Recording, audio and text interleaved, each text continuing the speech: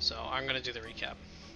Okay. The town is being affected by anomalous properties. Maybe. Hello everybody, welcome to Dungeons & Discords. Our group is jumping the gun a little bit, but that's fine, they know I love them. When last we left off, the party had made their way up to the Fortemps villa, the home of Shigun. They brought Gar and Larasa with them, two characters that they had met all the way back in their starting town of Darnek after having run away from the administrator of said town by the name of Merrick. The group made their way northward to the Fortemps villa and eventually spoke to Edmont Fortemps, Shigun's father. They talked at length about what was going on. They spoke about what Merrick was doing, what potentially the things that he was involved in particular sending prisoners off to Hestmark prison for reasons unknown. It was around that time when things started getting a little weird.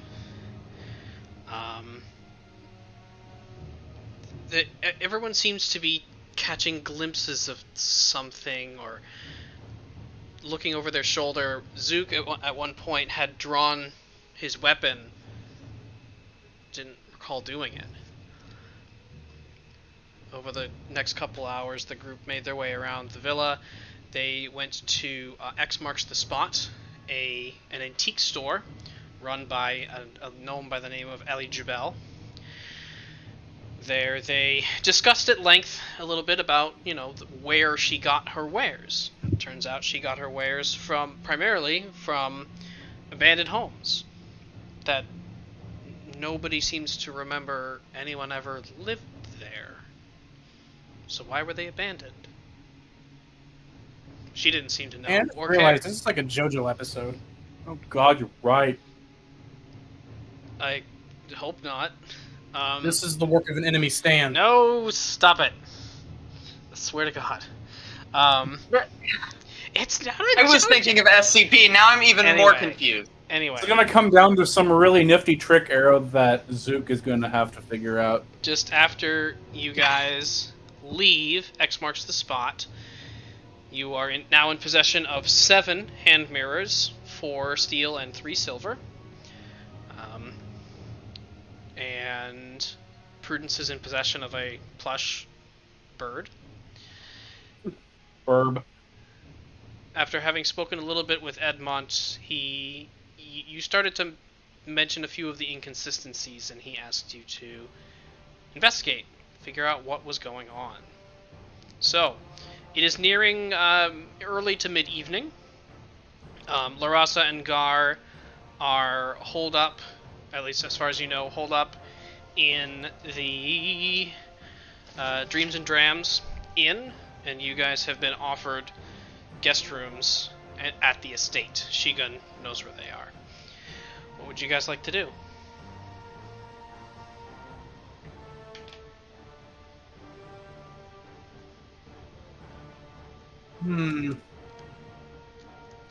Where precisely were we exactly? We just left the antique shop, right? Yeah, Right, that's what I thought. You just left X Marks the Spot. You're standing outside the door. I believe we last learned about the weird house. Yeah, the weird house. I think we were going to investigate that before we ended the discussion. I think because Prudence. Everyone else on that. Prudence. Oh yes, we in mentions an episode of Scooby Doo now. Prudence mentioned they'd like to go ahead and investigate the abandoned house. So. Let's split up, gang. I mean, Split up, gang. No, I'm not going to tell you not to. Look, I'm the threat of the group, but I'm not going to suggest that. I will follow Prudence very, very closely to make sure he's not the murderer. Okay. So as you guys make your way over to, having gotten directions from Elijabel, you guys head over to the abandoned house. Now, as you guys are walking, Shigun, something, everything else aside, something isn't sitting quite right. Make a wisdom saving throw, please. Oh, great. Alright, 1 second here. Is this everyone or? Just Shigun. For Okay. now. Ow. I'm sleeping. Stop My doing ears that, don't DM. work. Wisdom is not my best saving throw. 16, I hope? 16. Okay. Good. There's a moment where you kind of shake your head. Something. It's like tinnitus. You've got something that's just bothering you, and you shake your head. And when you close your eyes, and when you open your eyes again, you look around, and the houses and the buildings that are around you are wrecked. They weren't before. You see just a long smear of blood along one side of the road. And as you sort of stand there taking this in, I need you to make another wisdom saving throw, please. Okay. You said there was, like, blood smeared on one of the buildings? Yeah, it's like along the ground. Like On the something had ground. been dragged. Oh, great. Rolled an 8, unfortunately. Probably don't make that one. You blink and everything's gone again. Everything is right where it belongs, and the road is clean. You do not remember seeing that. Great. You do have a sense of... You do remember seeing something, and you remember like an after image. But it's So it's you like try to- anti-deja vu. Sort of, yeah, exactly. You try to remember it, it's just beyond your grasp. Prudence. Fantastic. Prudence turns back to you, Shigun, and says, "Don't tarry. We have to find out what's wrong quickly." I guess. Yeah. I guess you're. Yeah, you're right. It's got a Kiwi now. weird cold chill. But how do we find out what's wrong? By investigating. We're all good at that. You are. I try. Something's See, not We right reached here. the house yet? You guys Kind of bad. get to the house. Just as you are walking to the house, Zook and Rurik, could I have you both make dexterity saving throws, please? At least one of them will make it. Let's see. With disadvantage, both of you. Oh, I already have. Do I have double disadvantage? It's you don't gain double disadvantage. It doesn't. That's Good. just you for opening your I mouth have about heavy it. armor. Prudence says, "I think finding out what's wrong with the mirrors is a good start." Oh, that's right. I have many of them. Yes, you have multiple mirrors. I think it's I'm gonna- DAV. You don't I'm gonna point them at each other to see if I can see into the reflections of each other, or I don't know, just play. Oh yeah, I don't have that. Okay. You stand two mirrors next to each other. Alright, so Zook and Rurik. Let's see. You rolled the same base number. It's all down to the modifiers. What die do I want to use? This one. Not the D100. No, it's not the number, it's just which one of them. Rurik, you take 5 points of bludgeoning damage as you trip and fall and stumble. Oh. And there's a moment of unsettling, like a lurch in your stomach. And you realize you've just fallen into a pit that you did not see was there. It's about 10 feet wide, 10 feet deep. Zook, you just managed to... You feel your foot start to slip, and you just managed to pull yourself back. Looking around, you're not sure what you tripped on. But I am in like a physical But pit. Rurik is gone. Oh, I'm gone. You see that you're in a pit. And looking around at the pit, you see a disconcerting number of what appear to be scratch marks. I'm Going gonna upward. poke the ground. Like, So I'm just trying to visualize where I am and what happened. So I'm like in a pit that's deep enough to where the hole is well above my head, correct? oh, very much so. Did Okay. And the rest Boyd of you, see the rest of this you notice. disappearance? The rest of you notice. You In look the- around, and Rurik is just gone. If I look up, do I see any of them or the ceiling from wherever? Oh, sure, yeah. Are we inside the house or outside? You're just outside. Oh, Oh okay. yeah, no, Rurik, you look up and you see Zook there kind of like probing the ground a little bit with his foot. Hey, Hoyd, what types of mirror are you pointing at each other? You have 2 different kinds. Oh, he said BRB. Oh. Well, coming back to him then. All right. Oh, I'm in the once I get my bearings and attempt to after having stumbled into a pit. I reach up and yell and try to get Zook's attention. Okay. Zook. Where this hole come Yeah. from? Make a wisdom saving throw, please. This is, I swear, I'm not doing it. I'm doing this as little as I can, but some of the things I got. 16? Okay. No, I did. There's a moment. Actually, wait a minute. Is this magic? Is it a question of is it magic or is it a spell? Is that which is? Am I making the saving throw against magic? It is a magical effect. It is not a spell, Hold on. but it is a magical effect. This is a racial feature. I mean, you beat the DC anyway, so. It just says I have advantage on wisdom saving throws against magic. Okay, yeah, then you would. But, yay, I win! But you beat the save anyway. So, as you are probing the ground, your foot slips in, and it seems to like almost sink into the ground, and suddenly you get this massive sense of vertigo as the ground just opens up in front of you, and you look down and you see Rurik at the bottom of this pit that you can suddenly see. And you take a step back and you notice the edges of this pit they're very smooth, not because it was intended to be smooth, but because there are little pieces that have been chipped away slowly over time. This hole's been used a lot. Woo. That's clever. I'll get some rope. Okay. You okay over there, Zook? Where'd Rurik go? Yeah, he's in an invisible hole. He's in a what? An invisible hole. This is gonna be a dumb question, but I can't see the invisible hole. Yeah, that's the thing about it. In my attempt to get Zook's attention, is he able to hear me, or does this cover sound? So you didn't hear at first, Zook, but as soon as this sort of this hole came into view, you can see and hear Rurik at the bottom.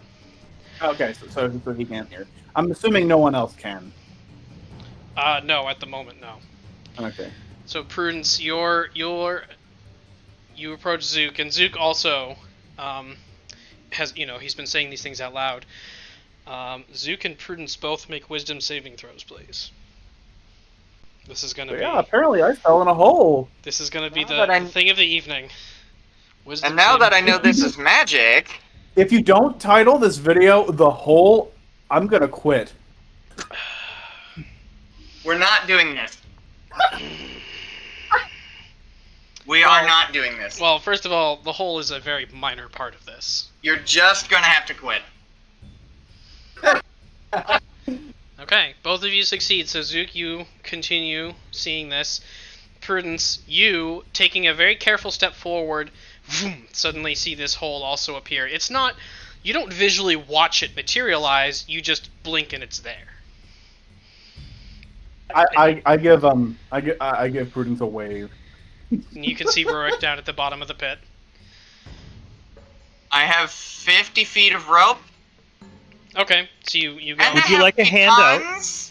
I don't have a hammer. Before. Prudence says, mental illusions! Fascinating! How does it work? I have no idea. I just tumbled into one. Prudence, make a perception check, please. While Zook is getting the rope out. And, sorry, Hoyd, I was going to ask, what kinds of mirrors are you digging around with? You have 2 different kinds. I'm gonna try and tie this to something. Okay, you look around for something and you realize in this sudden landscape of building, what appears to be smashed building materials and what used to be living things, there's plenty of things for you to tie your rope to. Except now you look around you and you see everything is ruined. Prudence with a 14.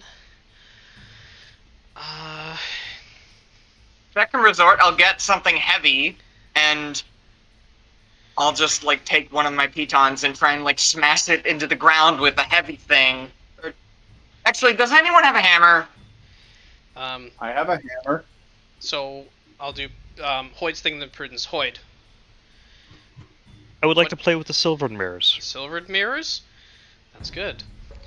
Because you look into the silvered mirror and you point them at each other and you get this fun little Hall of Mirrors effect and you're playing around with it for a little, and then at one point one of the mirrors kind of shifts off and you're looking past, just like over your shoulder, and you see in the mirror the same landscape that's been described. You see the buildings are smashed. There's a long trail of blood along one side. Not like a dripping trail, but something had been dragged.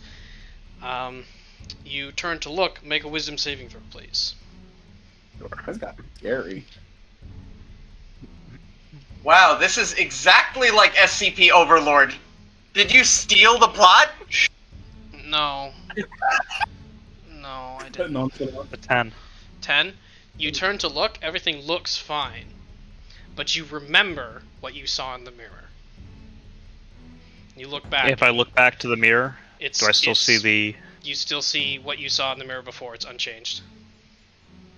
Interesting.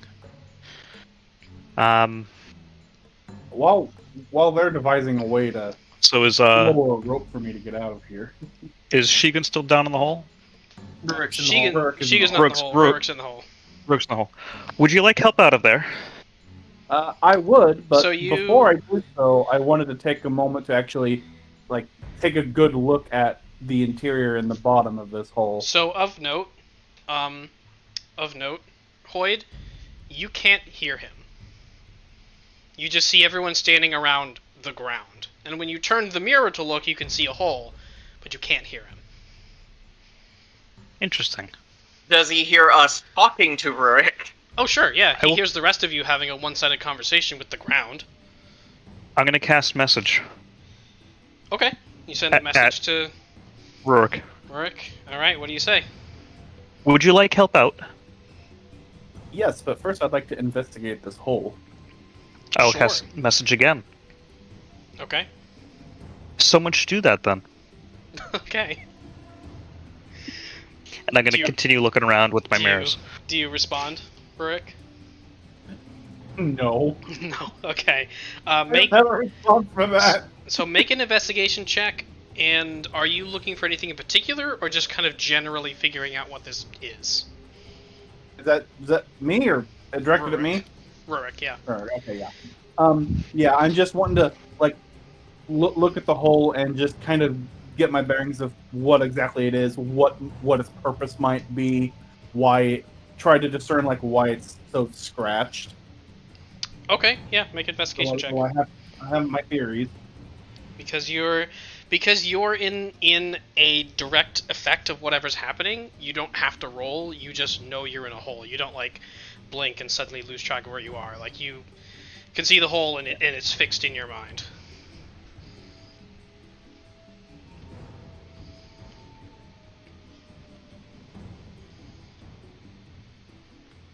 That is a 20. 20. Okay. Looking around at the hole itself, you're not exactly like a trapper or anything, but it doesn't take a lot to realize that this is probably not necessarily a deliberate trap, but you look around and you sort of part some of the almost like gravel on the ground, and you realize it's not gravel. It's broken up pieces of bone. Yeah. And examining People have died in this pit. Yeah, examining the scratches on the walls, you sort of put your hand against them, and it is the size of humanoid fingers trying to grasp and climb their way People up. have fallen into this hole and have died trying to claw themselves out of it. Fantastic! Okay, Hoyd, you throw something down the hole. What do you throw a brick into the hole? A brick, maybe? Okay, I mean, you're able to find a loose brick pretty easily with your mirror. You toss a brick down the hole. Two things happen. First, Hoyd, you watch, looking straight on, you watch, and the brick passes through the ground. Make a wisdom saving throw. Rurik. That's fascinating. Rurik, make a dexterity saving throw to avoid the brick. To avoid the brick, Hoyd tosses it. Is this, do I have disadvantage on this because of my armor? I think it's specifically for stealth. I don't think it's all dexterity checks. What does it say with your armor? I think it's a heavy armor thing. It is a heavy armor thing.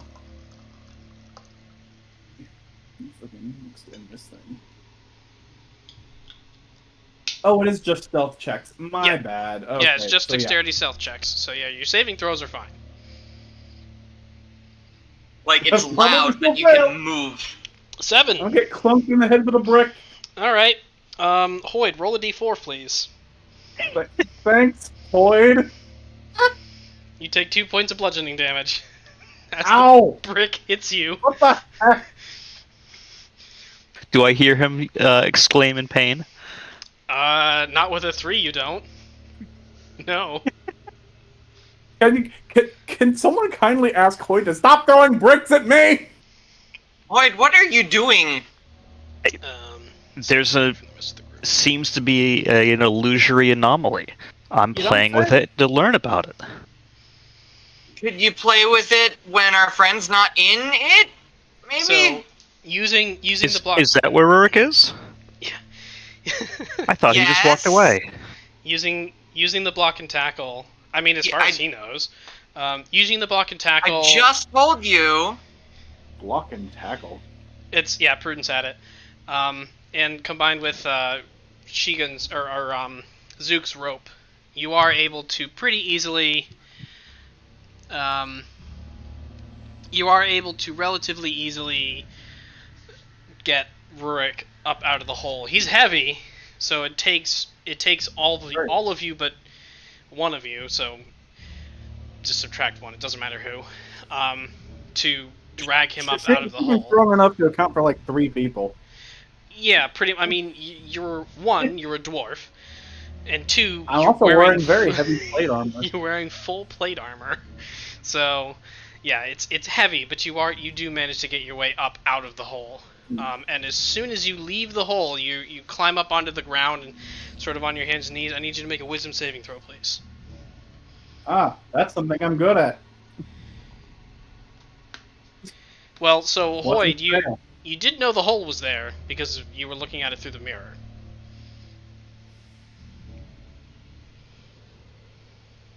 So. Oh right, you have proficiency bonuses on saving. Are you trying to say I intentionally threw a brick at Rurik? What was the? Okay, wow, I need to put the hell up. What was your throw? 11. 11. You look back over. Everything looks fine. No hole in the ground. Huh. Buildings are intact. Do I have memory of it? No. Oh, good. You just remember.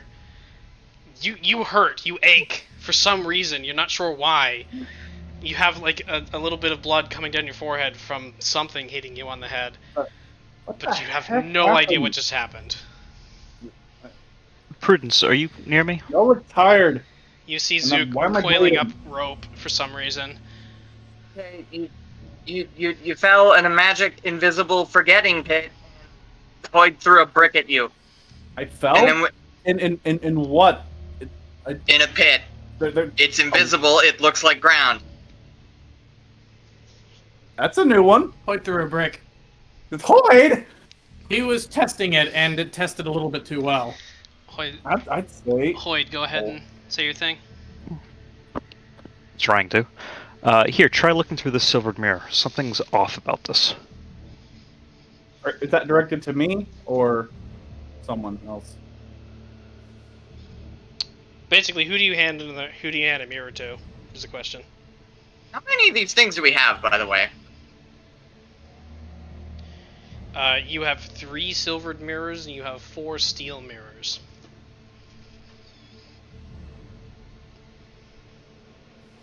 So Hoyd, who do you hand another mirror off to?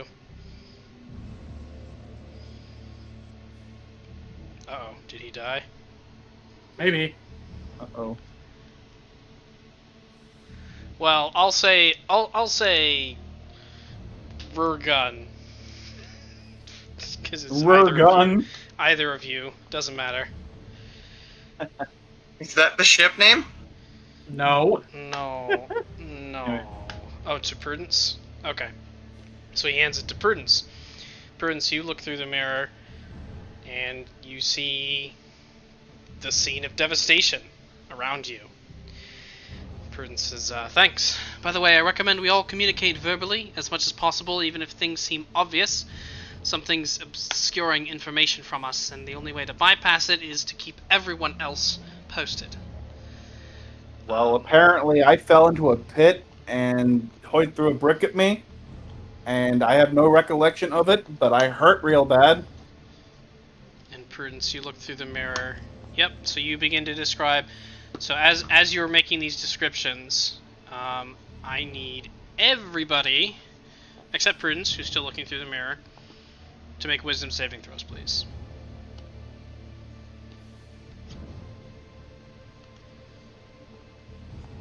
Oh, jeez. Alright. Oh, wait, what no, are your Should list them in order. what are your No, results? I had a modifier.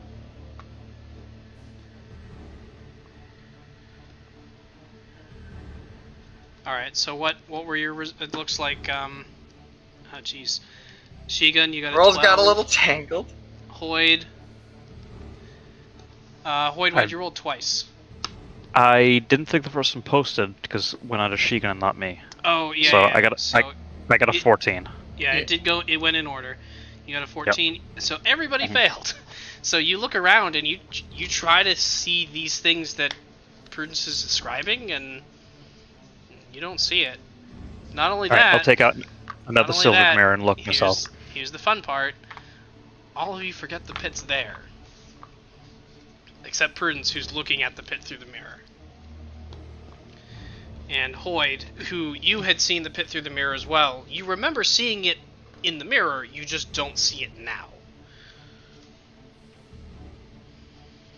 And you take out one of your mirrors again and look around. Now that you've described it, no. You are talking about a space that doesn't exist to them. You remember it because you saw it through the mirror. But you remember, here's the thing, you remember seeing it through the mirror, you don't remember seeing it, if that makes sense. See, remember that preface all the way at the beginning of last session when I was like, okay guys, I'm going to be screwing with memory. Hey, I remember that, and I was curious as what that was going to entail. And this is where it starts coming to a head. So, oh boy, yeah, I figured. It is hard to avoid. Can I have one of these? Can I have one of these mirrors? Yes, you can have one of the mirrors. I have no idea what you're on about, but all I know is the pain is real. Alright, Hoyd, you give Zook one of the mirrors? What kind of mirror do you give him? I give him one of the steel ones. One of the steel mirrors? No, I want a silver one. I don't have any more left. I only have the 2. I'm gonna look through the mirror and I'm gonna see. Well, so you're handed a steel mirror, and Prudence says, "Please stick close to each other." Hoyd hands you a steel mirror, and looking through the mirror, sure enough, you see what Prudence had described. Looking away from the mirror, I need you to make a wisdom saving throw, please. Apparently, any mirror will work, as opposed to whether based off whether it's material. What was the throw? 13. I did a 13 again. 13. You look around and you don't see anything out of place, and you don't remember seeing it in the mirror. Well, the steel mirrors work. They work as long as you're looking at them. Can I use the mirror to walk around so I don't step into holes or on bricks and blocks and so on? Sure. Yeah, you can look in the mirror. I mean, you're walking around kind of Also- backwards or sideways, so it is a little tough, but you are able to do it. Okay. So I'm There's able like to a move mirror in around front of without you tripping. into, like, so you can Basically, move forward. Medusa hours over here. Yeah, so mechanically speaking, what I'd say is your movement speed is halved because you're not looking actually where you're going, and anything that you try to do that involves direct line of sight, like cast a spell, would fail because you don't have direct line of sight, unless you turn and look and you see it. Okay. Also, I can't remember what I saw in the mirror, so I think we're gonna have to keep our eyes stuck on him.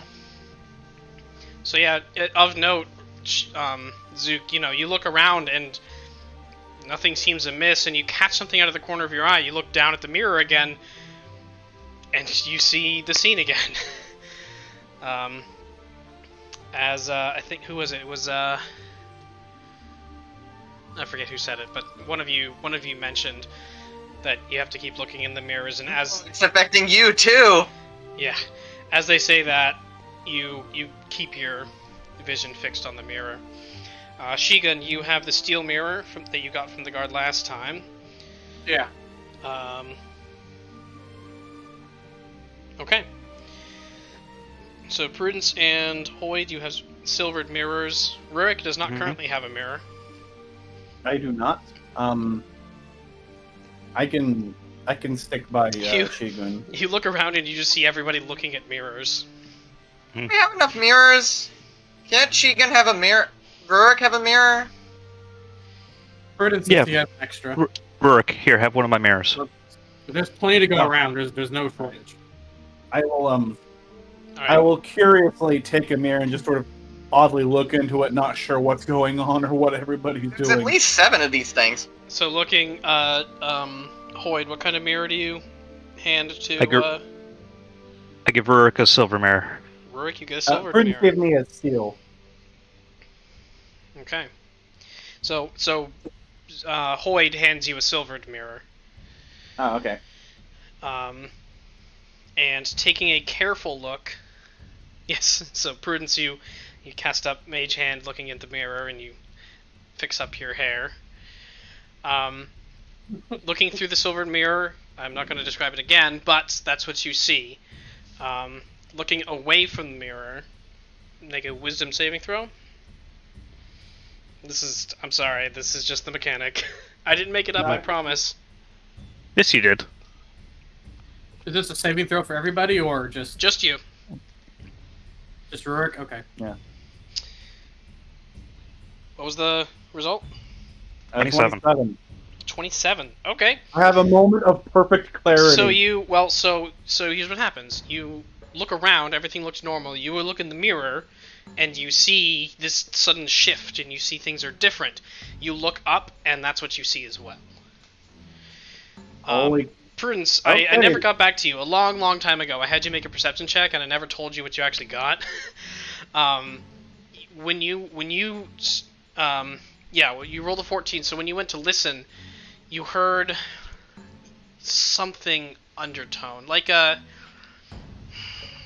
subsonic sound, where like it's less of a hearing and more of a feeling.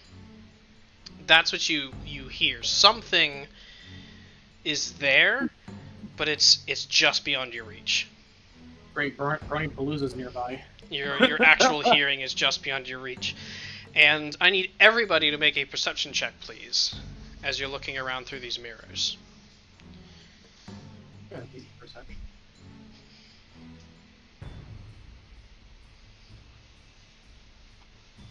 That Hoyd got a 20. Okay. Can I skip this one? I mean, you can choose not to look around, sure. No, I mean, my passive perception is 20. Well, yeah, that's above the DC, so don't bother. Yeah, I actually forgot about my passive. My passive was really high too.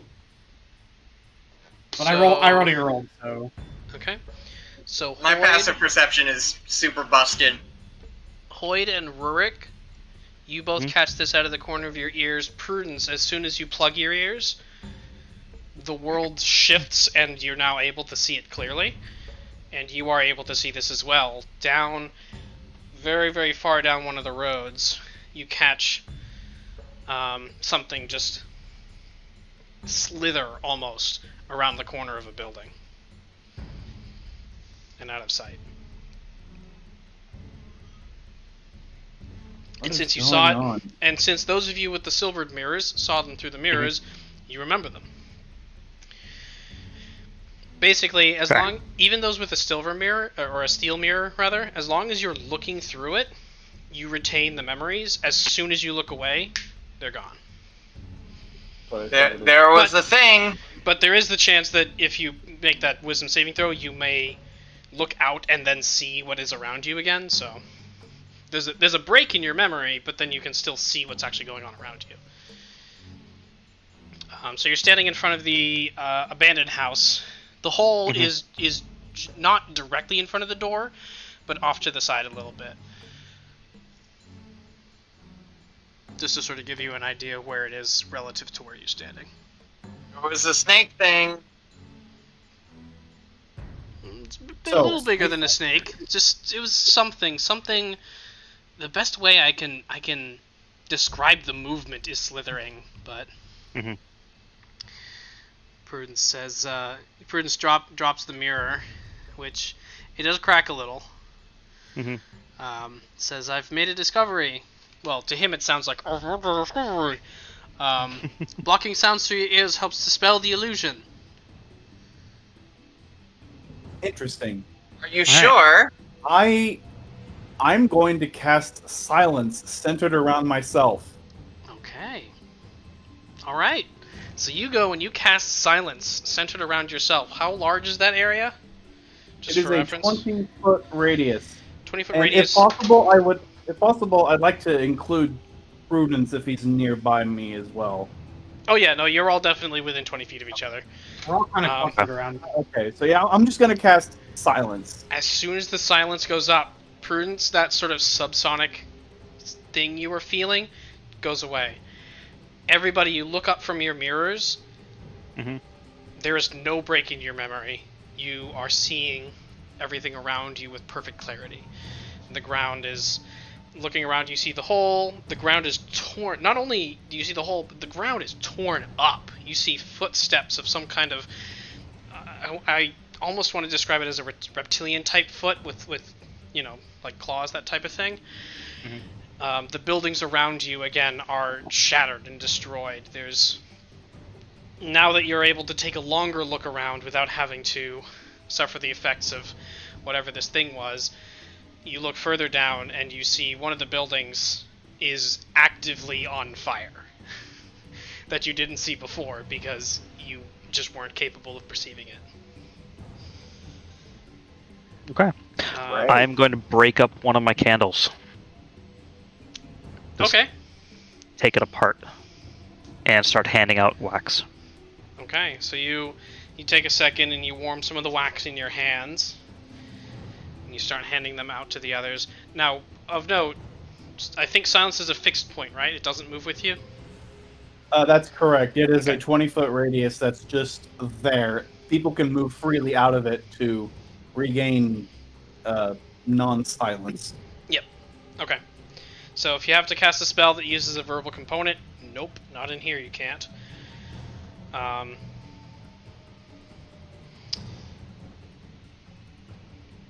Okay. And then Prudence, you fashion earplugs and you... does message Doesn't have work. a verbal component? It does. Yeah, message has a verbal component, so unfortunately... Oh, after leaving silence. Okay, so you step out of the silence zone, and there's a moment where, like, the sensation of that sound comes back, but it's not affecting you anymore because your ears are blocked, and you know you're outside the sphere of silence, if you will. And you cast message directed at Hoyd, and Hoyd, you receive the thanks. The building that's on fire, does it just look like someone's home, or like would I recognize what building this used to be that's on fire? No, you would recognize it. This is let's see, where are you right now? It is an alchemy shop, but the name of the secret ingredient.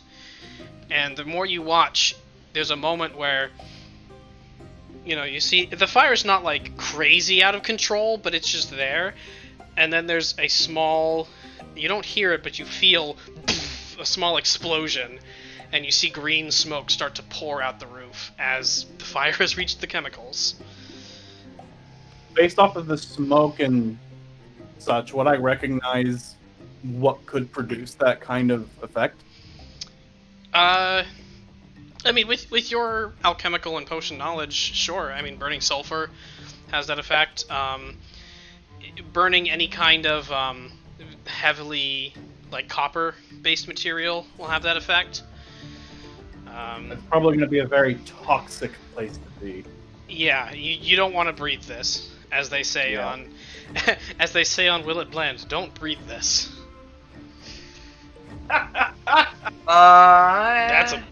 That's a poll, and that ages me too. What in the world happened here?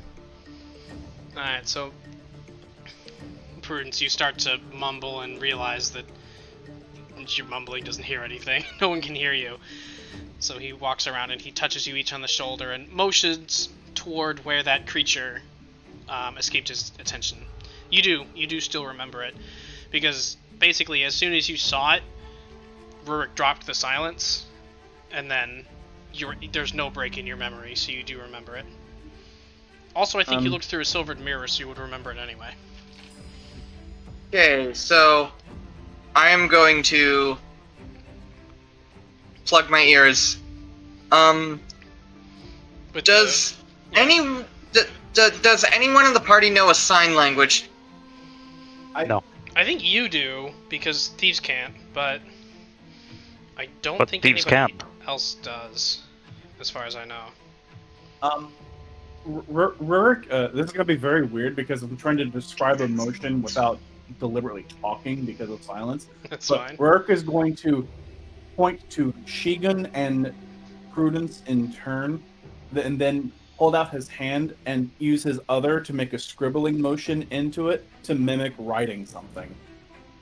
There you go. Hoyd's just gonna cast message at Rurik. What are you trying to say? That uses a verbal component, so you'd have to be No, out of the silence. So, yeah, if you guys have stepped Yeah. out of the silence sphere, you can cast message, and you can receive it, and you can respond to it. You just can't hear it. But it appears in your head. So Hoyd asks, what are you trying to say? So it's like you remember it. Yeah. Sort of.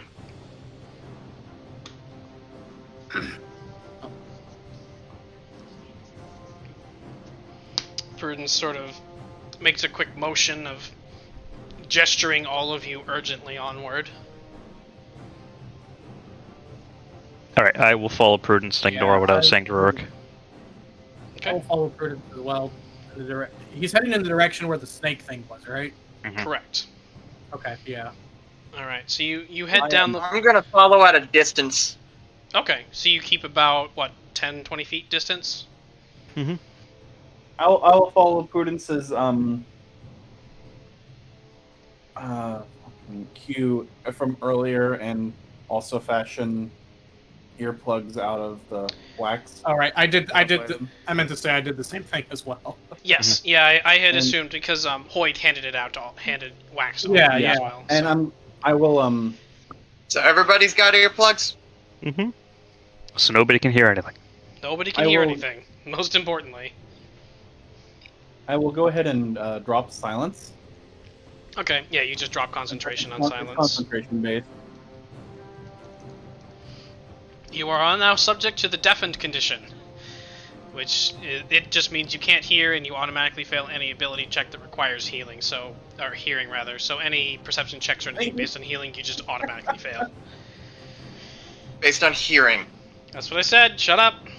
You said healing again. I did not. Shut up. Yes, you did. It's alright, he can't hear. Zook, make a dexterity saving throw. You have a meteor coming at you. No. To dodge the brick. Yeah, surprise, whatever it is you're fighting is it's a 17th level spellcaster. No. I have a +8. Come at me. Yeah, also you have evasion. I'm trying to. Anyway. I'm trying to figure out Anyway. if I have stuff on me that would enable me to write something down. Prudence is impatient. We should probably pay yeah. attention to him. So you guys start heading down in that direction. Hoyt, or Rurik rather, do you have acrylic ink? Do you have charcoal? I don't. Not particularly. Like, I don't know if like writing implements would be part of like pharmacist tools or anything like that. Mhm. Oh yeah, because you have that. Anyway, we'll go over this in a bit. You guys. You can use prestidigitation to write. Also, head count. Who of us has message? And use scripture and like. Enough of us to make do. I say in message. like- Yeah, so you can't. Yeah. I have message. Just of note, Avoid Prudence. you can't directly communicate. So. So the magic guys have message. Yeah, it's almost like the spellcasters can cast spells. Alright, so you guys make your way down, and it's the way the villa is arranged, it's sort of like concentric arcs. So the road is, there's a slight curve to it as you start going uphill slightly toward the mountains. And you come around to where you last saw the creature, and you don't see whatever this thing was, but you do see the lower half of a person, freshly torn, lying on the ground about 20 feet away from you.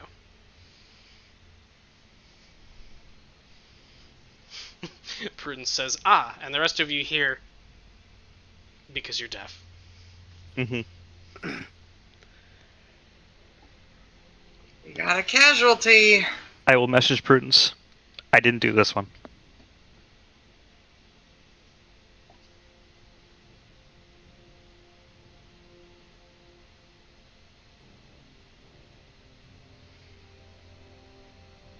Everybody's typing. Right? You can verbally say what you're doing. That's fine. I'm not gonna force you to sit here and type everything. I'm going to glance around quickly. Do I notice anything immediately out of the ordinary? Besides, obviously, the... I was gonna say, even without checking, yeah. I mean, the buildings are a bit more intact over here. Whatever this thing is not made a habit of destroying things. It just kind of happens over time. Make a perception check as you're looking around. Who? This is Shigun. 23. 23. Okay. You notice there are some people milling around, but they're just kind of walking as if nothing's wrong. None of them can see what's going on. You see a person stumble, they trip over the disembodied lower half, and they right themselves and dust themselves off, kind of glance around. They see that you saw them, and they kind of give you a little wave and keep walking. You also see a not insignificant amount of blood pooled around the torso, but also being dragged off and around the corner. And you recognize the direction that it's going in because you know where this is. It turns a corner and goes up toward where your estate actually is, a little further up. I'm going to follow the blood. Okay, Prudence, you point to the one friend who you know is a trained survivalist and message them to try tracking the beast. Who is that? Who are you actually sending that to? You're sending it to Shigun? Okay. Alrighty. But I was about to say. I'm following the blood as far as I can see it now. Okay, yeah, go ahead and make a survival check. While we're rolling skills off specialty, I'm going to make an Arcana check to try and figure out if it's like the exploding lab or if maybe it's the creature who's most likely to be responsible for this thing. I mean, I rolled a 19 on survival. You can make an Arcana check. 5! There's literally no number that you could have rolled to know. but you can roll if you want to. I'm not going to stop you. I rolled a 1. Shigun, with your 19, the trail. Saying the phrase "growing cold" is not really accurate because this is very clearly a recent kill. But it does reach a point where the blood stops being a trail and starts being drops, and then disappears entirely. However, with a 19, you are able to continue following the tracks of whatever this creature is, and you notice its gait is kind of weird. Whereas normally a 4-footed creature will walk either both legs on one side, moving forward at the same time, or one leg on one side and the rear leg on the other, sort of like an obverse type walk. This one doesn't seem to walk in a pattern. Its rear legs and its forelegs don't match, almost. They don't seem to walk at the same pace. Does it appear to be a quadruped, or is it just a very strange gait? There are 4 distinct limb shapes. Okay. Prudence, you message Rurik and you ask him to offer guidance. Rurik gives it by solemnly placing a hand on his shoulder and nodding in silent prayer. Okay. I think... Let me check guidance. Yes, that is guidance. Guidance does have a verbal component, so you do mutter something, but he can't hear it. Okay, right, sorry. Oh, I also wanted to make a minor note if you missed it.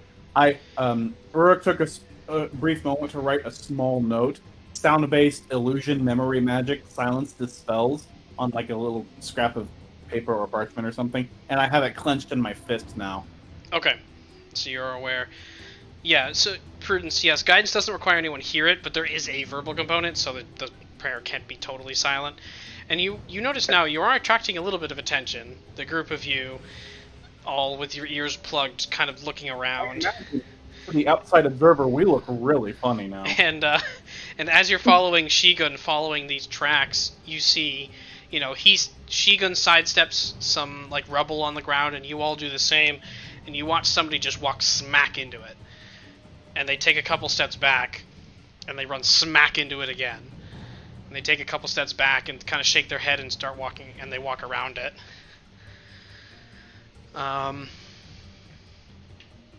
Oh god. That must look really weird. Hoyd, you offer them wax, and they look at it, and they kind of cock their head, and they say something that you're not able to hear. You point to your ears. They nod. They kind of like give you this nervous kind of like, why yes, you do have it in your ears type look. Put it in, you idiot. Oh my god. They say something that you're not able to hear, and they kind of like slowly start to back away. Make a persuasion check, actually. An appropriate response to Hoyd. Put it in, you idiot. Slowly back away uneasily.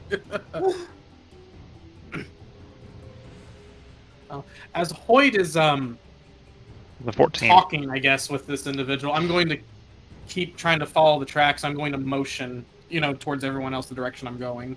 I will follow.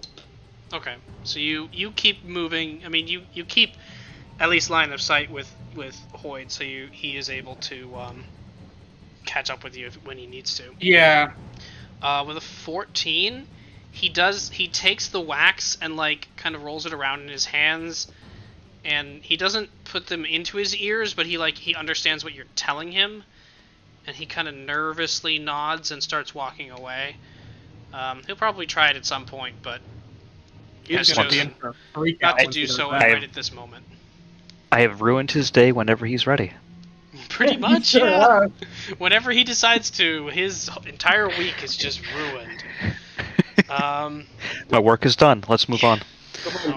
Talk about a world-changing view. To be fair, everyone's probably going to find out sooner or later once we figure this out. So you continue tracking, and Shigun, the further you go, the further that pit in your stomach lowers, as you realize you're heading back to the estate, like almost directly. Oh no. And you turn one of the last corners to get up there, and you see right at the foot of the stairs going up to your estate, a massive 15-foot wide pit just sitting on the side of the road between a couple buildings.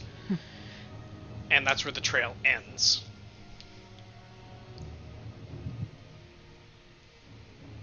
I will motion to the others in the direction of the pit, and I'm going to approach it cautiously and look over the side of it. Okay. Looking down, make a perception check, please. Did you say this was in like the center of the ground leading up to the, or before the steps leading up to the estate? It's about 20 feet away from the steps leading up to the estate on the road. Oh, no wonder they haven't gotten any caravans. They're all fit, probably. I rolled an 8 on my perception. You rolled an 8. Looking down, it's pretty dark down there. But you do, beyond seeing, you notice the smell. Just this acrid, disgusting waft of rotting flesh and material. I'm going to regret this probably, but I'm going to pick up a nearby rock, stone, or whatever, cast light on it, and sort of lightly toss it down. Okay. I will show him my brick. Meanwhile, That I will take the opportunity to not stand next to that, and I'm gonna try and like flag down an official. Okay, I mean there are guards around, so I'll do Rurik's thing, and then I'll come back to you. All right. Rurik, it's easy. There's rubble all over the ground. The buildings in this area are probably the most well put together still. But there are pieces of rock and stone all over the place. You pick one up, you cast light on it, and you toss it down the hole. And you watch as the piece of stone falls, and it gets almost out of view when it stops. And looking and peering down and looking closely into the light, I'll come back to you, Prudence. You notice there's movement. Something shifts, and there's a moment where you sort of crane to get a better look, and you see a head of something looking down at the stone, and its neck kind of twists grotesquely and looks up at you, and you see this sort of pallid, gaunt face, humanoid face, like whitish skin pulled back against the bones, a very large set of teeth coming down the front, and just blood pouring from its mouth. You hear... Great. You feel, you don't hear anything, you feel a rumble as you gather this creature is probably screaming at you. Backing up slightly, as the rock is falling, Prudence, are you within 120 feet of Shigun's father's room? No. Shigun's father's room is about 600 feet away from you at this point. The stairs themselves are about 50 feet up. So, let's see. And Zook, you were doing something as these shenanigans were going on. Right, yeah, I am flagging down an epistle to report preliminary findings. There's an invisible monster that alters people's perception and memories. And with a sound, you have to deafen yourself to rid yourself of the effects. And it's nesting right here. At your doorstep. You point over to where the hole is, and the guard is listening, and they kind of looks over, and they make a persuasion check as a couple things happen at once. Prudence, all of you except Zook are looking down into the hole, and you see this. Make a persuasion check for the guard. 20. 20? Okay. He puts a hand on his sword and starts nervously taking a couple steps forward toward it. As this happens... No, you've got to tell people. And he nods and waves and says something that you're not able to hear. As this is happening, don't mind me just clearing off the space for no reason. Don't worry about it. Clearly. No reason. Oh. So there's the hole. I'm gonna just sort of scatter all of you around it. I'm a bit disappointed that the thing down there isn't a space octopus. I What if swear it to is? God. I swear to God. Zook, you would be over here. The guard is now just in front of you. There. And I'm gonna actually Don't make walk this on the road. a little better. See? And as this is... Let's see. Ba-ba-da-ba-ba. Let me find what I'm trying to do first. And the rest of I'm you gonna tell. can turn and you glance and you see the... You turn and you glance and you see this guard walking up, ears unplugged. I'm gonna shout at him to stay off the road. The hole is in the road. And I need everybody to roll initiative, please. Oh boy. As you watch this thing, each of its limbs grabs onto one side of the hole and just propels itself upward. And Oh, I didn't have any great. better mini, so this is what you're getting. Blah. It doesn't look like that, but that's the best I could find. It doesn't actually look like this, but I didn't have anything better at short notice. This thing is now about ground level, and you now see in daylight it's a large lizard-like body, but there's no scales, it's just skin. Looks to be the color of almost desiccated human skin. It has 3 heads, 2 of which have their mouths open and making sound, one of which is bearing its teeth down at Rurik, because he threw the stone. I've earned its ire. Yes, you have. Oh, great. Now... Oh no. My thing is not working the way I wanted Utterly it to. horrifying, and I hate everything about Thanks, I hate it! it. Yes, it literally thinks I hate it. Oh, yeah, I'm not even doing this thing justice. I'm with that description.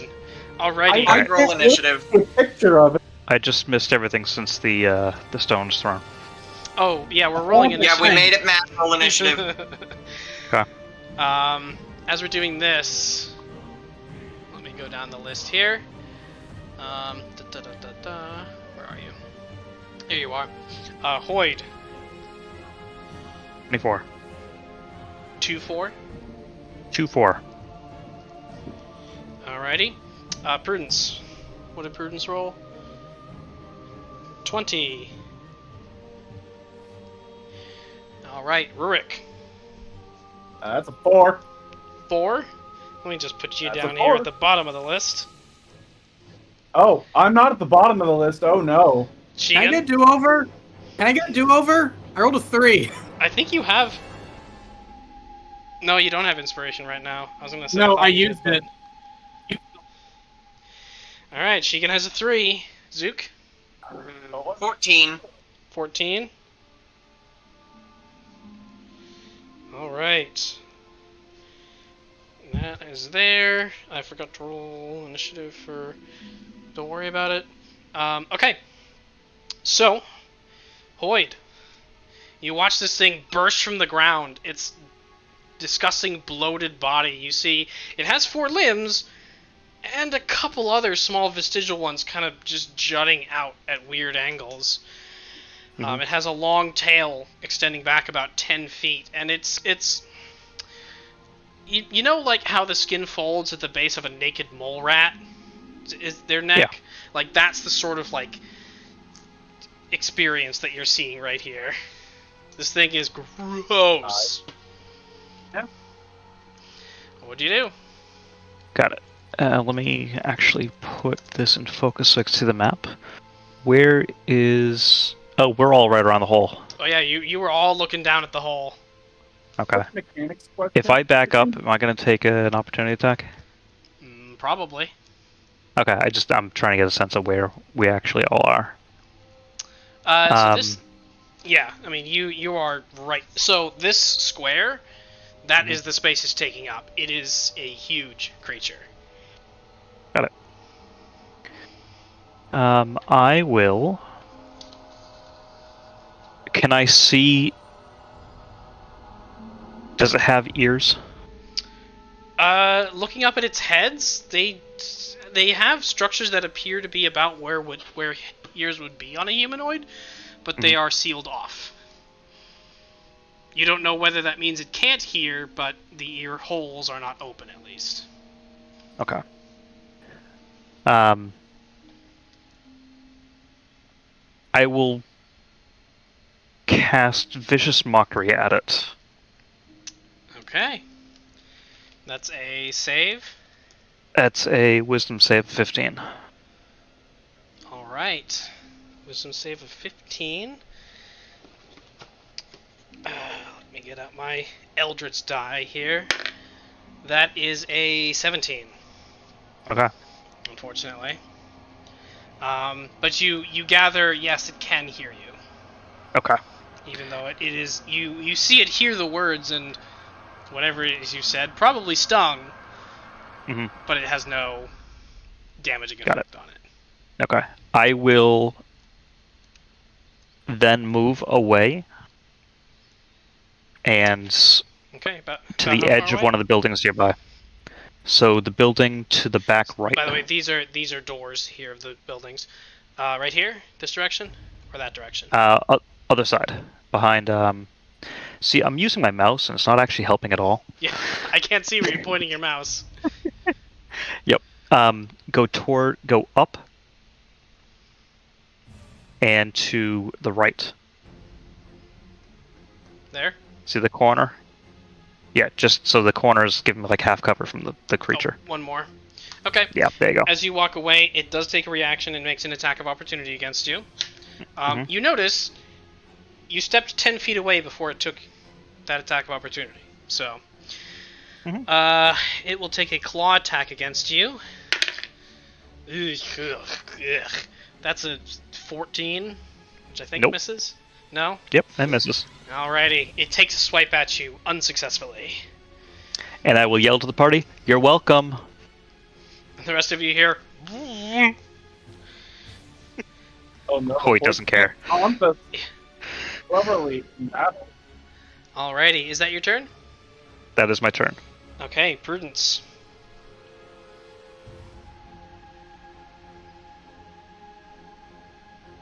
Mechanics question, you can still cast verbal components with spells. Spells with verbal components. There we go. I got it right. Yes. The exception being, like, if you have to be able to hear, then the spell won't affect... Like, if Hoyd tried to cast Vicious Mockery on you, it wouldn't work, because you can't hear. You will run away from the creature seeking cover. You still want to see Zook and Rurik. So you are probably going to be going in the same direction as Hoyd, unless you want to duck into the building. Is that what you're looking for?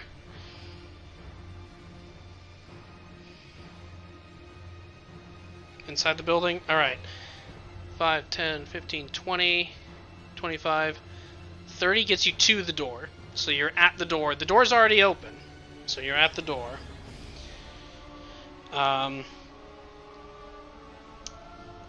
As you step outside of its reach, it will use its multi-react and take another reaction to use its attack of opportunity against you and make a claw attack against you. That is a 19 against a 16. So instead of dealing damage, actually no, it can't do that on its off its turn. So anyway, you take. Prudence is going to use his reaction. Okay, you'll use your reaction to, I assume, cast shield.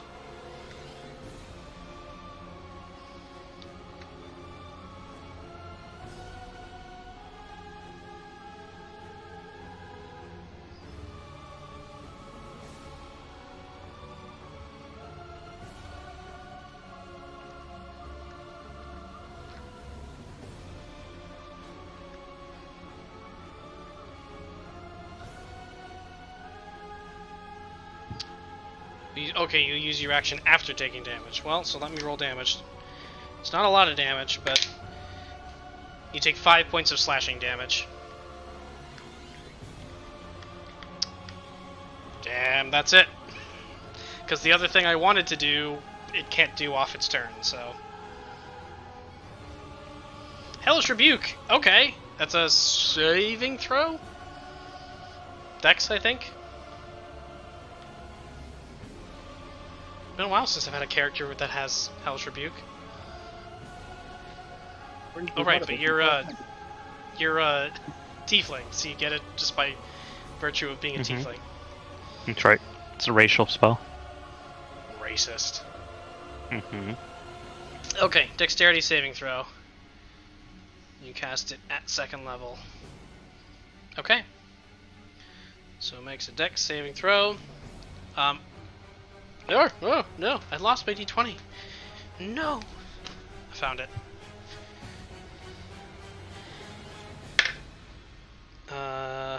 That's a 15, which I think is below your saving throw, so it takes 25 points of fire damage.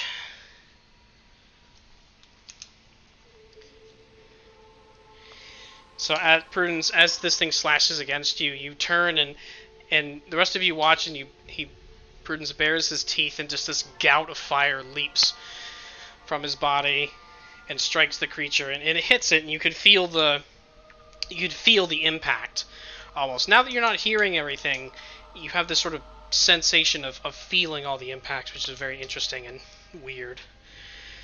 Alrighty, now for your action. Action surge. Fireball the party. Do it. You won't. Will.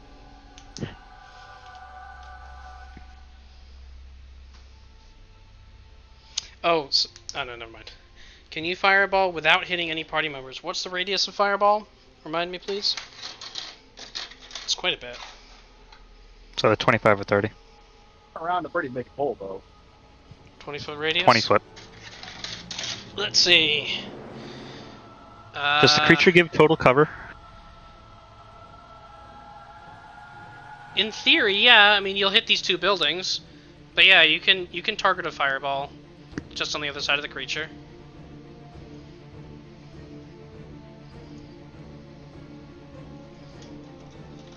Okay, you cast Fireball.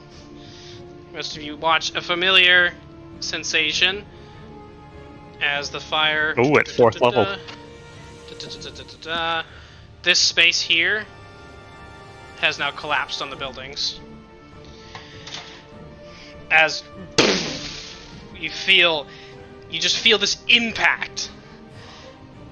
I don't know how many of you can share this experience, but I've been near a mortar before as it's gone off, and it's just like you feel the impact in your chest. That's what it's not a lot. It's not fun.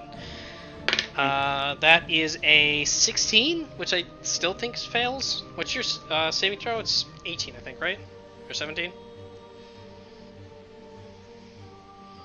17? Yeah, so that fails.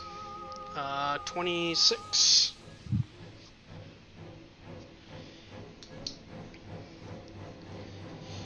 Alright. So is that your turn? After you're dealing 50 points of damage. 51 points of damage. Okay. Zook.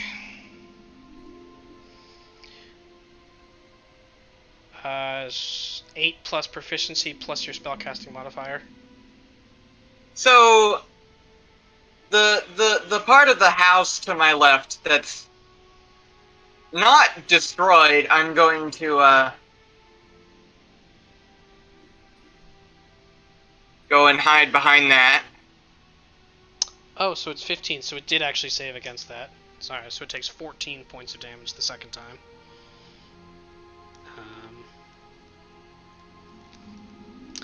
Okay, so you go 1-2 around the corner there. The wall is still standing. It is on fire, but it is standing. Yeah, I'll move when I need to. I'm going to hide. Okay, take a bonus action to hide. Yes. Go ahead and roll a stealth check.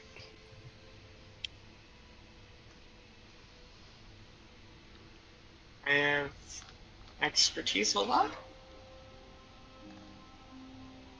Yeah, 20. 20. Good to know. And then I'm gonna shoot at the thing.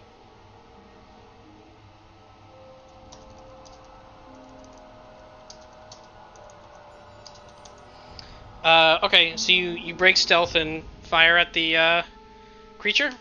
Sure. Go Like I ahead. shoot from stealth, so that would be a sneak attack if I hit it. Make an attack with advantage because it did not see you. Its passive is lower than 20. I think I'll do that. Plus.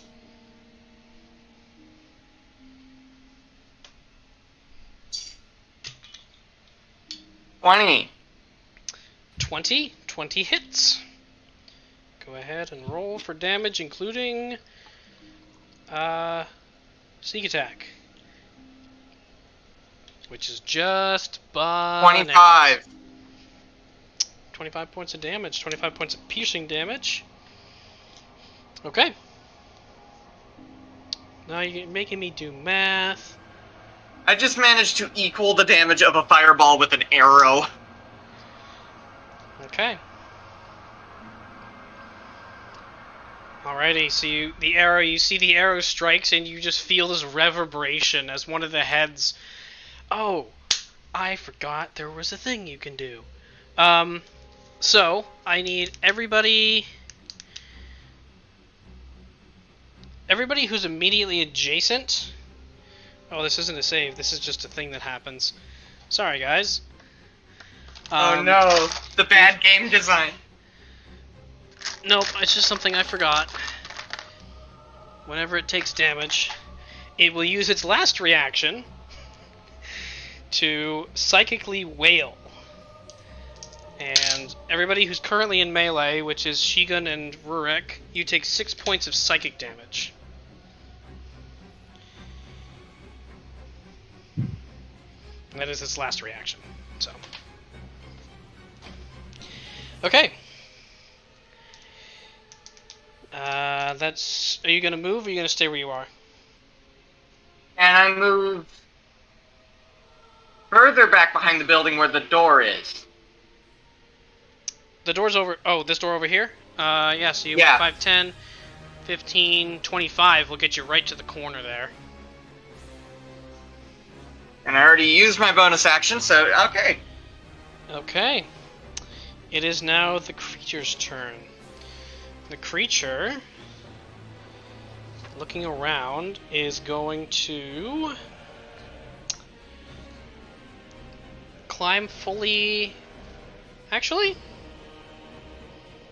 is not going to climb fully out of the hole. It's going to actually duck down again and burrow, because it has a burrow speed. 5, 10, 15, 20, 25, 30, 35. Actually, it'll go right there. 35. Popping out of the ground right there, wrecking this portion of the building as it does so. That does provoke an attack of opportunity from Shigun and Rurik if you'd like to take it.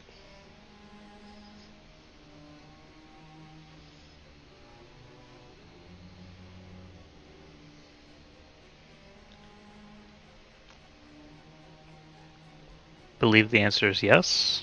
I'm guessing that's a yes, considering you rolled, and 22 will hit.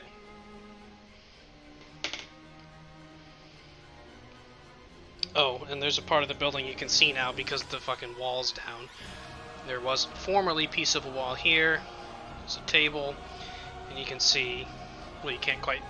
Actually, Hoyd, you can see there's a cooking pot just over fire there.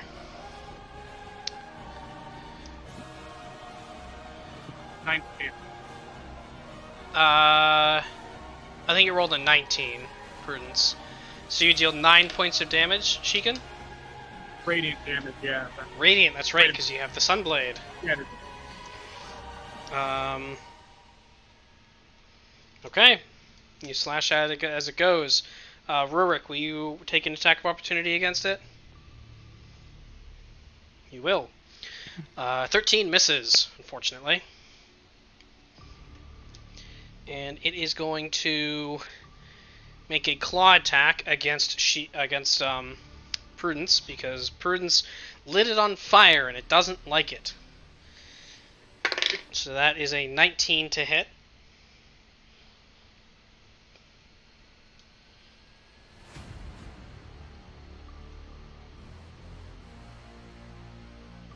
That's right, you don't have your reaction back because it's not the top of your turn anymore. Okay, so you take... Actually, so in lieu of taking damage, it will grapple you. So you're now grappled by the creature.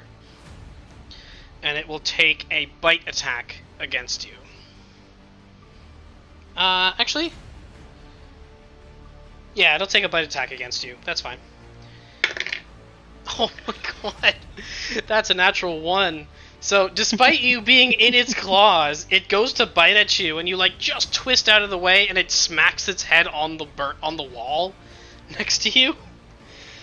Oh, boy. And it will use a bonus action. No, it can't do that yet, so never mind. That is... Yeah, that's the end of its turn. It is now the guard's turn. The guard, whose ears are not plugged, sees you moving around and wondering what the fuck is going on, is going to go 5, is actually going to go 5, 15, 20, and stop right next to you, Rurik. At the bottom of his turn, he will make a wisdom saving throw, and fails, so he does not see what the hell is going on. Rurik.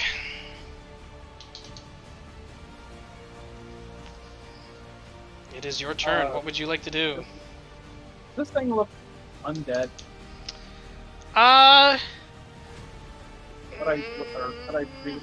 Make a perception check, I think, would be the best way for you to do this.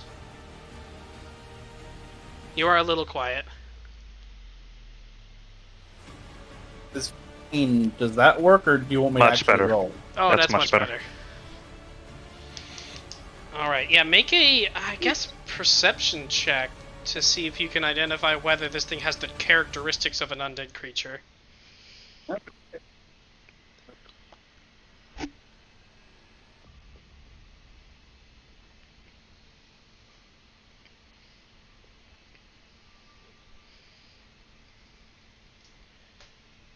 was the result? 7. 7. Maybe not. You're not really sure. I mean, it looks gross, but it's not. You know, there's no skeleton visible, so you don't see any of the obvious signs. ... question mark. I'm going to quickly give the guard a better start. Oh, can't hear you at all. You're warbling out. Normally this is fine where it's at. I'm going to give the guard a very stern look and... You're still cutting out. What the hell? He's gonna... Oh, I'm getting a lot of artifacts, so we're probably... Great. Did you hear any of that? I can hear you smoothly now. Okay. I'm going to look sternly at the guard and say very loudly with urgency, cover your ears. And then I'm going to, as I'm doing that, take a flame at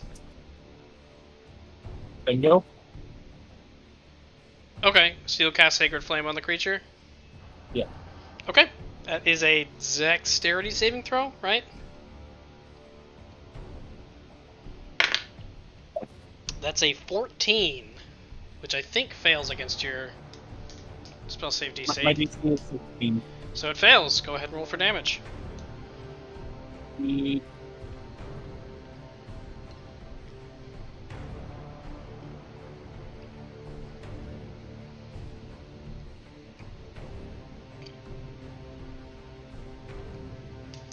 Oof. You guys are just knocking chunks off this thing. So you notice, as you deal this damage, it doesn't deal any more damage in particular. It's not weak against Radiant. But you've dealt enough damage to it that one of the heads on the side closest to you is struck hard, and it actually snaps off at the neck, just at the base of the skull, and hits the ground. Everything about this creature is disturbing. Yep. And you can see like the trachea of it is like still exhaling air, and like there's just blood dripping from it. But one of the heads is gone, so that's nice. That's nice. How many heads does it have? It has 2 currently. One of which one down, 2 to go. One of which has its mouth open and is making sound that you can't hear, and the other of which just attempted to take a bite at Prudence and failed. All right, is that your turn? I'm going to follow up with Spiritual Weapon. Okay, so you go and you cast Spiritual Weapon. Where do you summon it? I am going to summon it. That's named Burrow. There's not really a very good I'm just going to put it sort of in front of it, kind of where Prudence is. Oh, over here? Yeah, something like that. Alright. I know you can't see it, but it's a D10, there's numbers on it, so I can track how long it's been. Hopefully this doesn't take a whole 10 rounds, but we'll see. Okay. It doesn't take that long either. And I believe you make an attack with it when you summon it. Yep.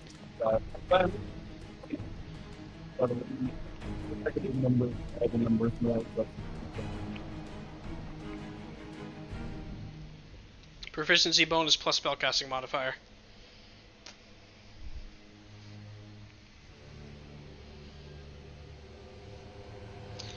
$16 hits. Go ahead and roll for your force damage.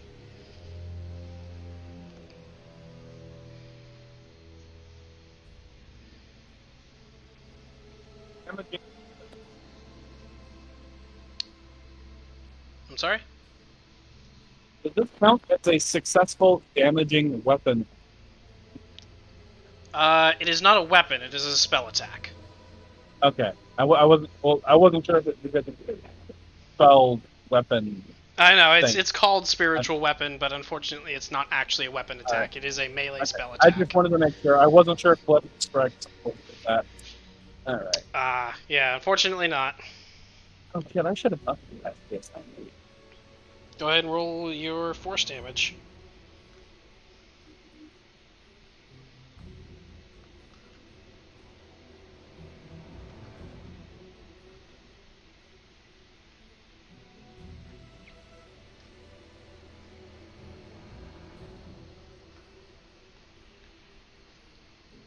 Rurik?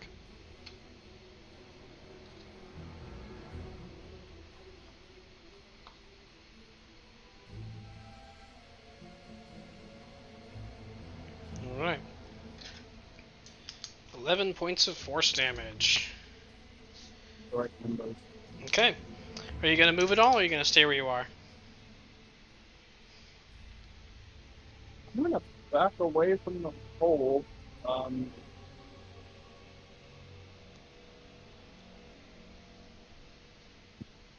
And I'm gonna back away from the hole and spread out a little bit. So, in what direction?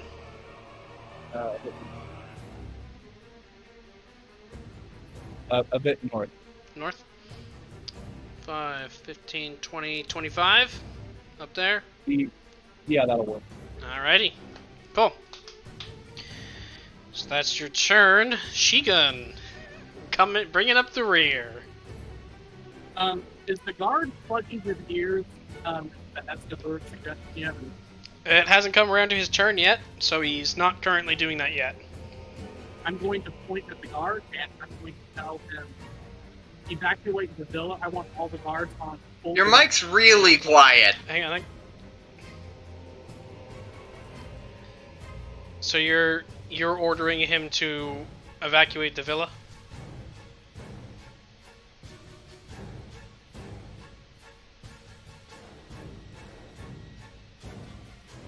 Oop. Shigun, did we lose you? There it goes. Okay, you're ordering him to evacuate the villa and put all the guards on high alert. Alright, and he acknowledges your order. It's not his turn yet, so he can't do anything about it, but he acknowledges it. Does the length of that command constitute action? Nope, that's a free action. A very quick, like, one-off speech doesn't take any action. The creature thing. Can't wait for one of the things in English and have to take the book.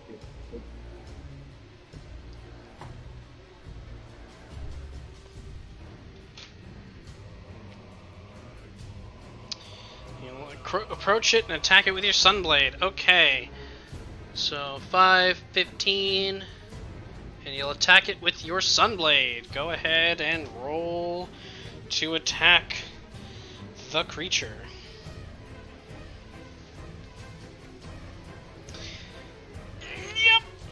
Yep, a 27 will hit. Okay. Yep, nope, it's fine. No big deal. Alright, you'll use Distracting Strike. Remind me what that does, please.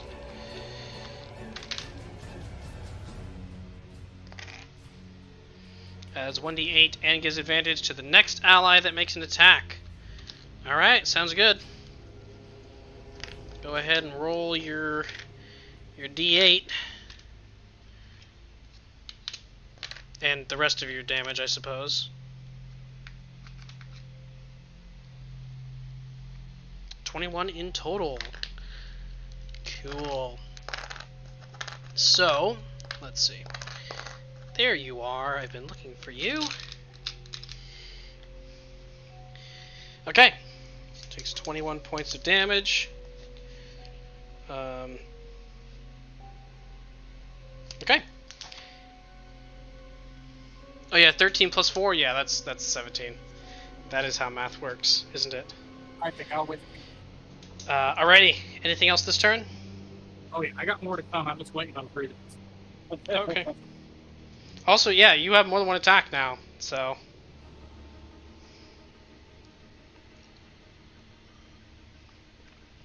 No! Attack number 2. Sword chuck. Oh yeah, a 21 will hit. Go ahead and roll damage. Fortunately. Oh no, unfortunately for you, it got its reactions back. So on the first strike, everybody who's currently within melee range, which is Prudence and Shigun, you both rolls. You both take 2 points of psychic damage.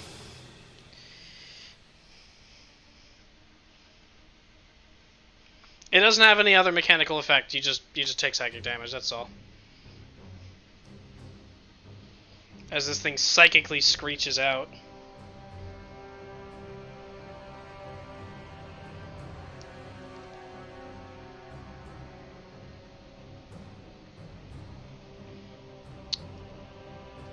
It does not. You're right.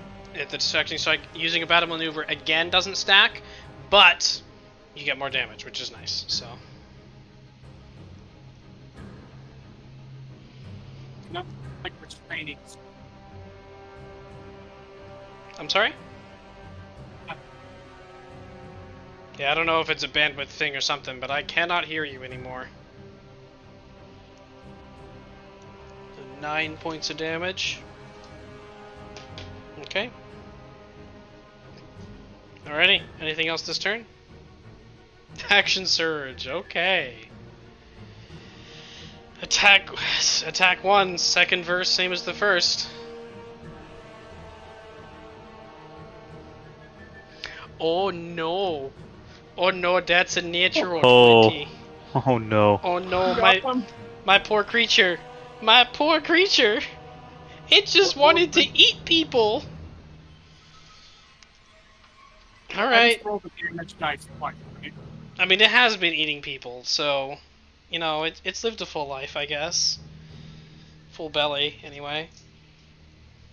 So it'd be 2d8 plus 7 for the weapon damage, then plus another 2d8 for the maneuver. Never dice do that. All dice get doubled when you crit. Oh. This includes sneak attack, which is why critting as a rogue is fucking bananas. Oh, yeah.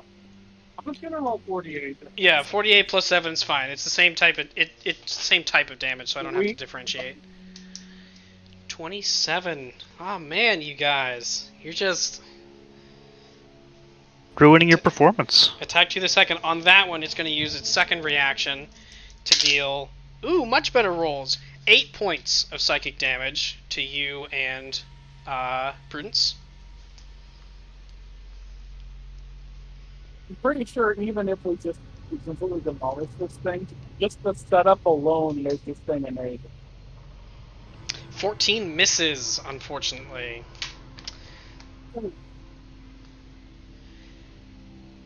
So yeah, you got a little bit cocky, and the blow from it just screeching psychically at you wavers your blade just slightly. But okay, anything else your turn?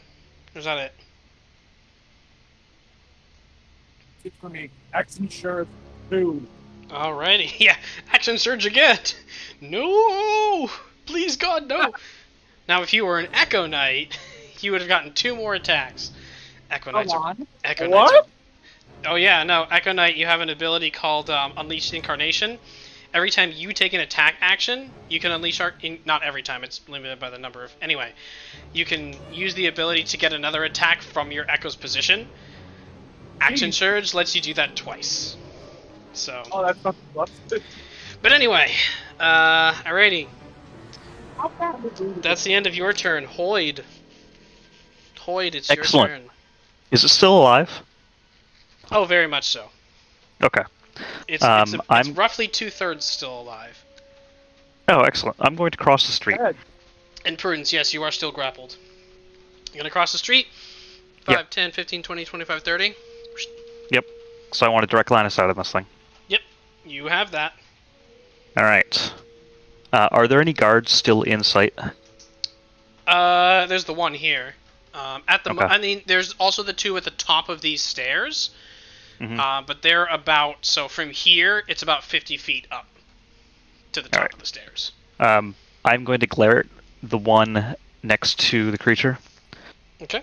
So that he knows that I think he's an idiot. I mean, he's been given a very specific set of instructions, so... Yep. And he hasn't performed them yet. Because I'm going is to +0. Give him a break. and I'm going to cast Phantasmal Killer on the creature. Okay. It's is a that? 15 Wisdom save. Wisdom saving throw. Where did I put the d20 I was using? There we go. That is a 25. Oh, Jesus Christ. So unfortunately, this Phantasmal Killer he used. Yeah. Unfortunately, Phantasmal Killer does not take effect. Wonderful. I will, duck around. Do I have any movement left or no? That was all your movement. Okay, then I will, pout. Unless you want to use your bonus action for anything. No, can't. No. Actually, I can. No, I can't. Does inspiration require that the target be able to hear you? Let me go double check that. Who can hear you? Yeah. Oof. Well, no bardic inspiration for you, I guess. Nope. They have to be able to hear you. No. I'm going to use Mantle of Inspiration. There you go. So I'm going to target Prudence, Shigun, Rurik, and myself. Okay, so you use one use of your bardic inspiration. You guys watch as Prudence just holds both of his hands out and lifts slightly up into the air as his eyes start to glow, and all of you gain... it's temp HP and a movement, right? 8 temporary HP movement without provoking attack. Okay. Immediately. And who was it you targeted? I'm sorry. Shigun, Rurik, Prudence, myself. Shigun, Rurik, Prudence, yourself. Alright, Prudence can't move, but he does get the temp HP. Because you're grappled, your speed is 0. But yeah, it's everybody except Zook. Alright, so... Shigun, would you like to move? You can move up to your speed without provoking attack of opportunities. Well, when you're grappled, you are restrained, I believe. No, yeah. So grappled creature's speed becomes 0. So you're not restrained, but you are grappled. Yeah, and at a moment you watch everything flashes brightly suddenly, and Hoyt's skin just poof, bursts with this white light. Shigun, do you want to move?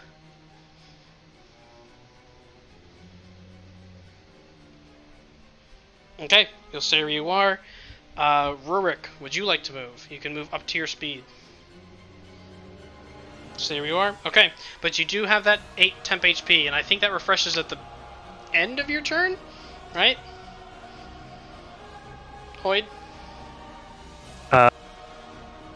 No, it's or it's just a once. one-time. That's a one-time. It's just it's the one-time buff. Okay, but you do have the 8 temporary hit points, which is nice.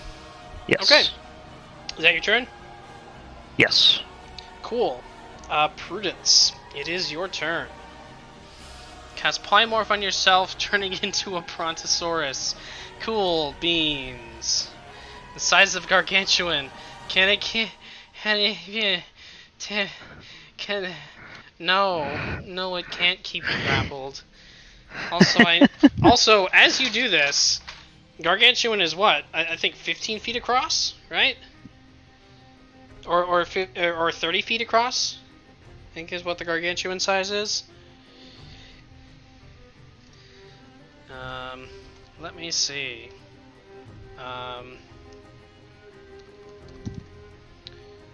So polymorph.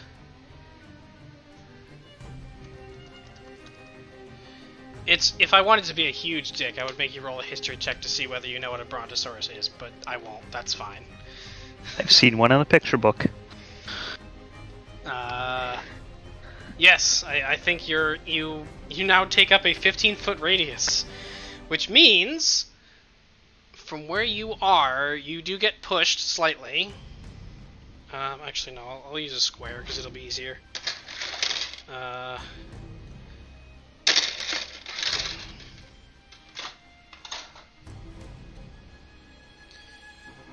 Let's see. I actually have this page up. So Gargantuan is 20 foot by 20 foot. So I have a 20 foot by 20 foot square. So Prudence, you're now occupying this space. And in doing so, where did my marker go? Blow down this part of the wall, part of the building there.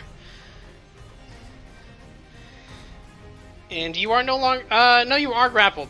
Because the creature can grapple up to one size category higher. Which, as a huge creature, you are one category higher.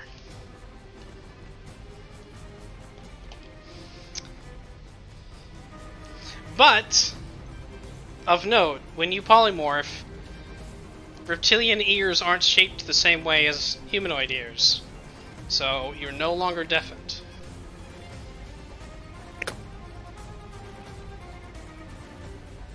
And the wax falls out. Oh no, it doesn't fall out. As part of the polymorph, it gets sucked into their body. Like, all of their gear and equipment becomes part of the polymorph. That's correct. However, I was wrong before. It's not the end of your turn. It's the start of your turn when you'd have to make the wisdom saving throw. So, because at the start of your turn, you were fine, you're fine now. It's the start of your next turn, you'll have to make the save.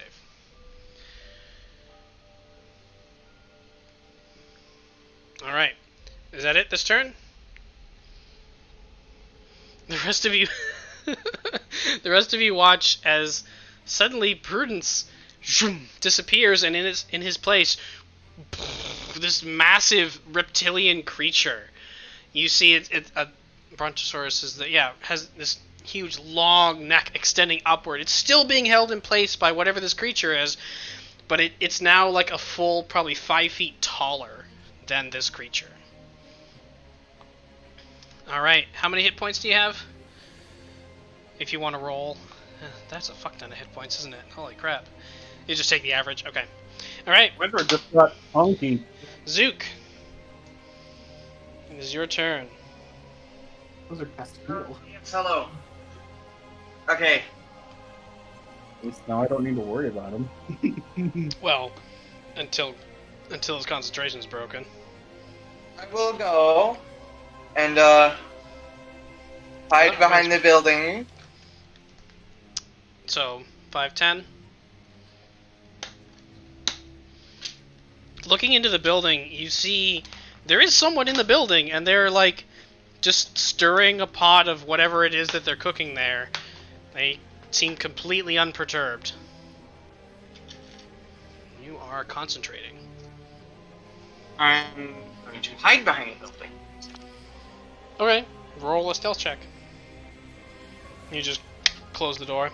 I win, and I'm going to shoot at the monster. Okay, you go and... The one that we're fighting, not the one that Prudence turned into. Well, you never know.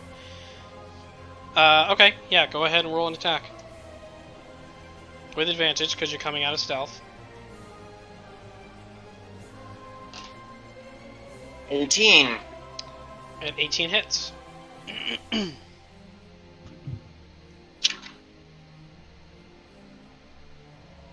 20 damage. 20 damage. Nice. Okay. Anything else this turn? No. Alright, you're going to stay there. As it takes damage, it's going to use its second reaction to wail, psychically wail, and both the Brontosaurus and Shigun take 5 points of psychic damage. And Prudence, I need a concentration check from you. It's 10 or half the damage, whichever is lower. You'd be using, because you take on the physical attributes, you'd be using the Brontosaurus's attributes. Which, yes, is just fucking bananas.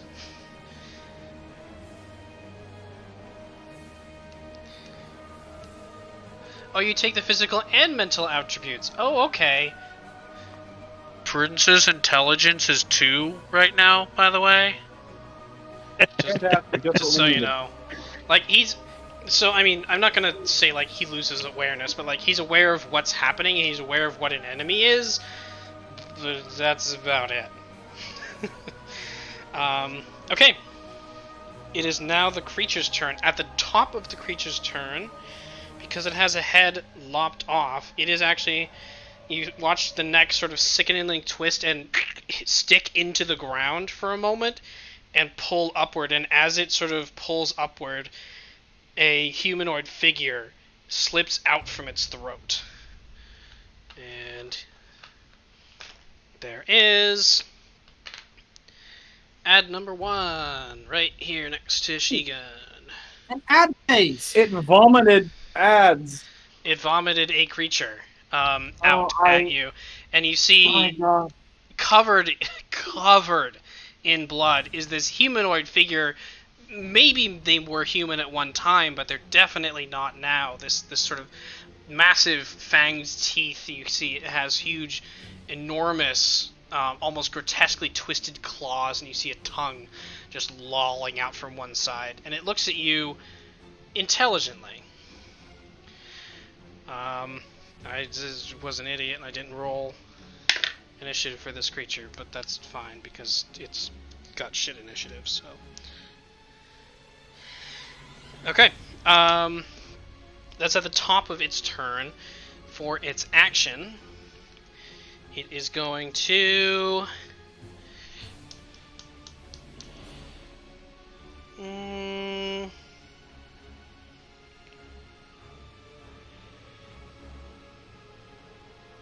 Yeah. No, it's going to stay where it is, actually. It's going to stay where it is, and it is going to... it's going to keep attacking this thing, because it's intelligent enough to know that what was once Prudence is now this dinosaur. It's not an idiot.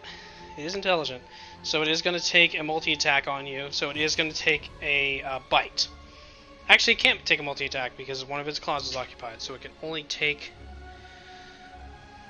a bite attack. So it will take a bite attack on you. Prudence. Good. Will definitely miss with an 8, I think. Unless your Brontosaurus AC is... yeah, 15. Yeah, it'll definitely miss with an 8. Why can I not hit with these bites? Its bonus action, it is going to regrow. So you watch as the stump that just vomited out whatever this other creature is starts to heal over slightly. You see like muscle and sinew start to sort of crawl its way back up, starting to make the shape of a head. But it's not complete. So we'll do that, and that is its turn. It is now the guard's turn. The guard, hearing multiple sets of instructions and suddenly seeing a fucking dinosaur appear out of nowhere, will first make a wisdom saving throw. And succeed! Look at him! Oh, I'm so proud of him. He blinks and is just like, what the hell is that? What the hell? And he points at the creature. What is that? And then, on your urging, Shigun, he does cover his ears, and he starts running. He's actually going to run up toward the other guards up there. Yeah, he's going to run up toward the other guards. He knows the hole's there, so he's going to skirt around the outside. 15, 20, 25, 30. So he's going to take a dash action. 10, 15, 20, 25, 30. And he starts shouting at the other guards at the top, who can't quite hear him, but they'll be able to hear him pretty soon.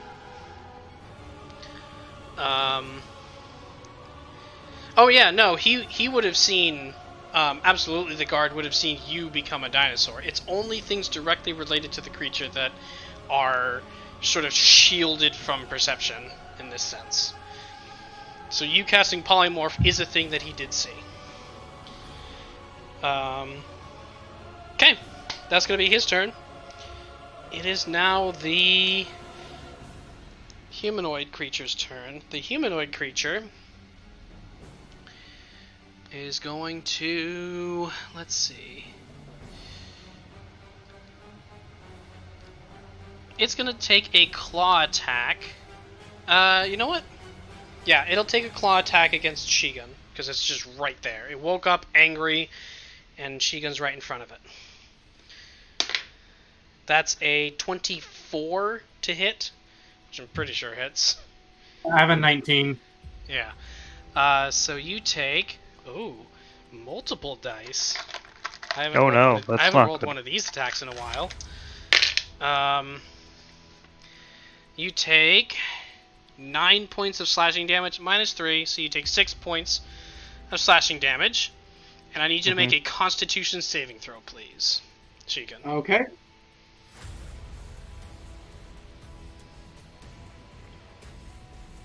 Oh, damn. 10? I rolled 10. 10 was exactly what you needed. So you manage... oh, that's awesome. You feel this thing's claws rake across you, and you feel this sort of numbness start to spread over your body, but you being you just kind of flex your manly muscles and resist the effect. Yep, great descriptions.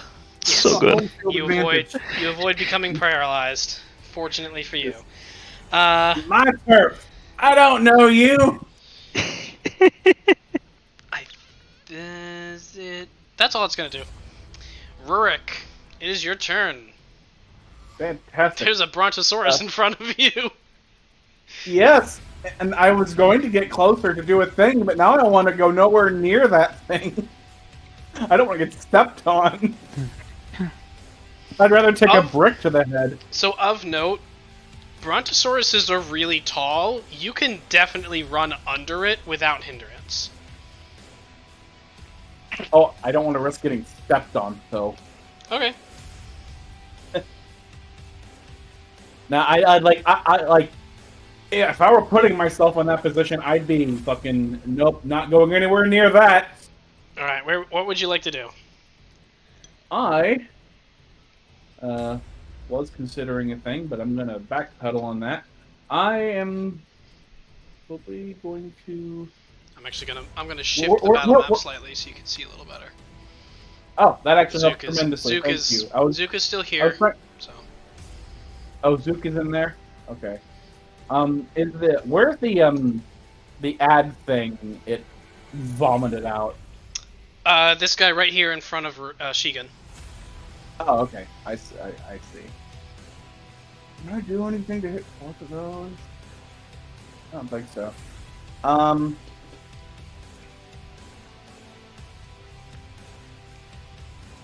I will go ahead and attempt to cast Sacred Flame on the smaller Thingo. Okay. Well, so you step 5 feet to the side so you can see it, and then you cast Sacred Flame on the... I mean, you know something's there. You watched it happen. So, yeah. Alright, that's a Dexterity saving throw.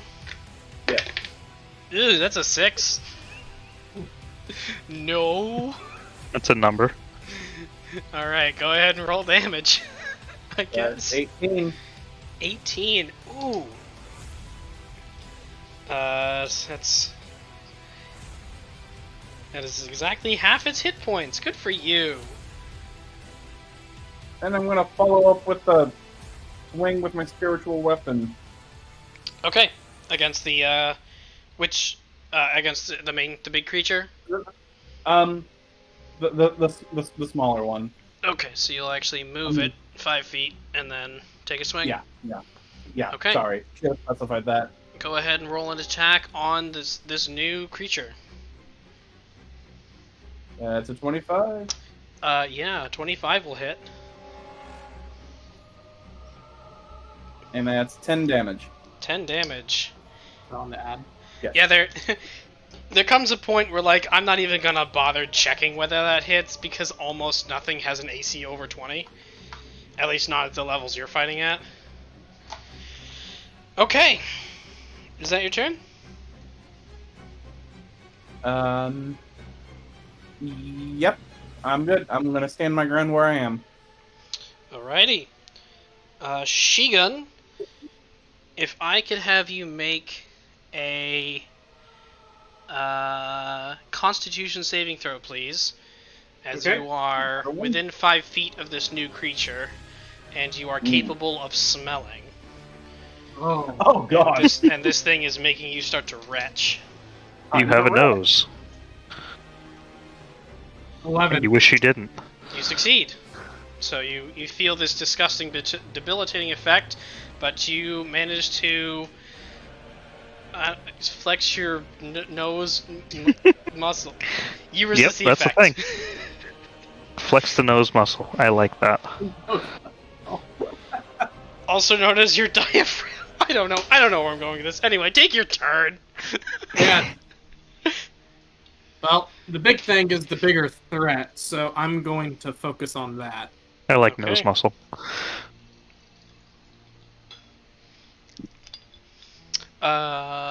Yeah, I'm pretty sure a 26 will hit. Let me just double check here. Yeah, it'll hit.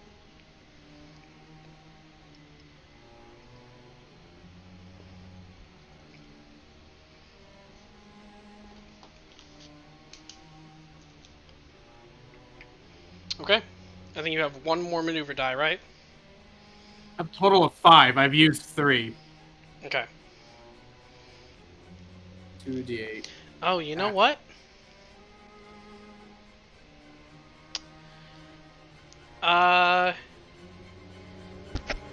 Just to see, Zook, your attack. Oh no, it was already at advantage anyway, so never mind. Don't worry about it. 15 for that hit. Okay.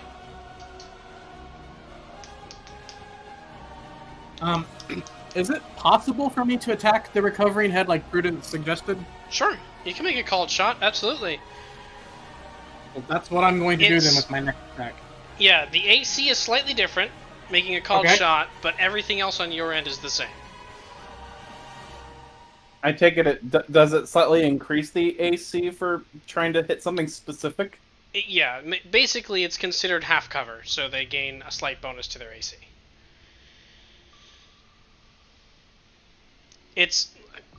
There's a couple different ways that people handle it. Some people give you disadvantage, but I like doing half cover because it's slightly less of a penalty, because that's kind of bullshit. Does a 17 hit the recovering head? Let me check, because I'm an idiot and I forgot to look up what cover does. I feel like I'm close, so I'm not sure. It just hits. Yes! Nice. Did the video clear up? It's been off and on. Distracting strike. Distracting strike. Distracting strike. Alright. So 20 points of damage directly to the head that was recovering. So 1, you deal 20 points of damage. And 2, that little bit of recovery that had happened is just cut right off. So luckily for you, it has to take more turns to try and recover. Good. So yeah, luckily for you. I'm glad you have a big flaming sword. Yeah, right. Alrighty. Is that your turn? Yes. Okay. Top of the round. Actually, it's going to use one of its reactions as it takes damage. Freak. Ooh.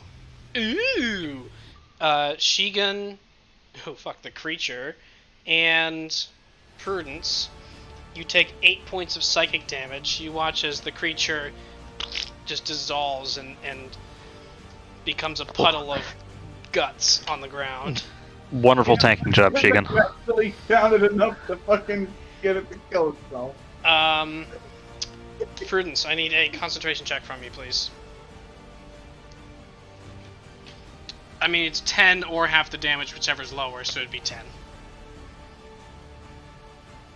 Whatever's lower or higher? Whichever's higher. But yeah, so you succeed. That's fine. Cool. Yeah, that's the nice thing about polymorphing into a goddamn dinosaur. You have a +6 to your constitution. Okay. That is Shigun's turn. Hoyd. Alright, I am going to move down, skirting the hole, so I can get a clear shot at the creature, away from Bronto Prudence. Bronto Prudence? 30, straight down. Yeah, that'll do. Okay. And I will crack my knuckles and do this again. I'm going to cast Phantasmal Killer again on the creature. Phantasmal Killer again. Okay. 15 wisdom. It's a 15. 10 plus 5. Oh. This thing has a +5 wisdom. Sorry. I know that. Oh, fuck. It was a 50-50 chance of it would hit. It was, yeah, you were right there. Unfortunately, you rolled a 10. Sorry. Alright. Alright, well, I'll give up on that attempt. Although I gotta say, the zeros on this die Yep. look really weird. I don't know, they look too big. I don't know why. I don't know. Anyway, that's just me looking at the font kerning. Mm-hmm. Anyway.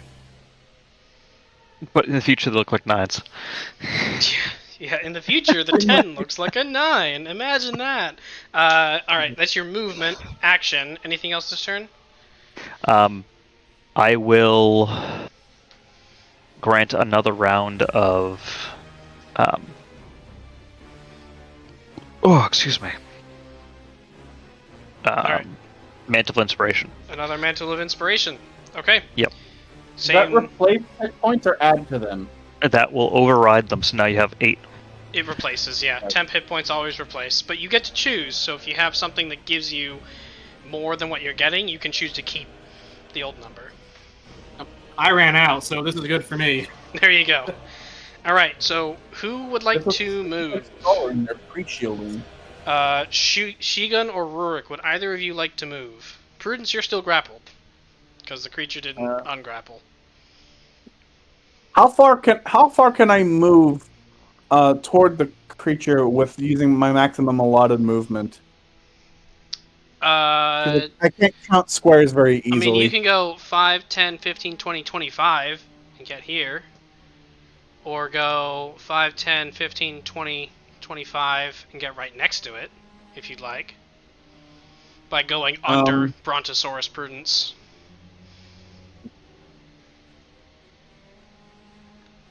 That first position you had me in will suffice. Doop. Okay. What position was that? Shut up.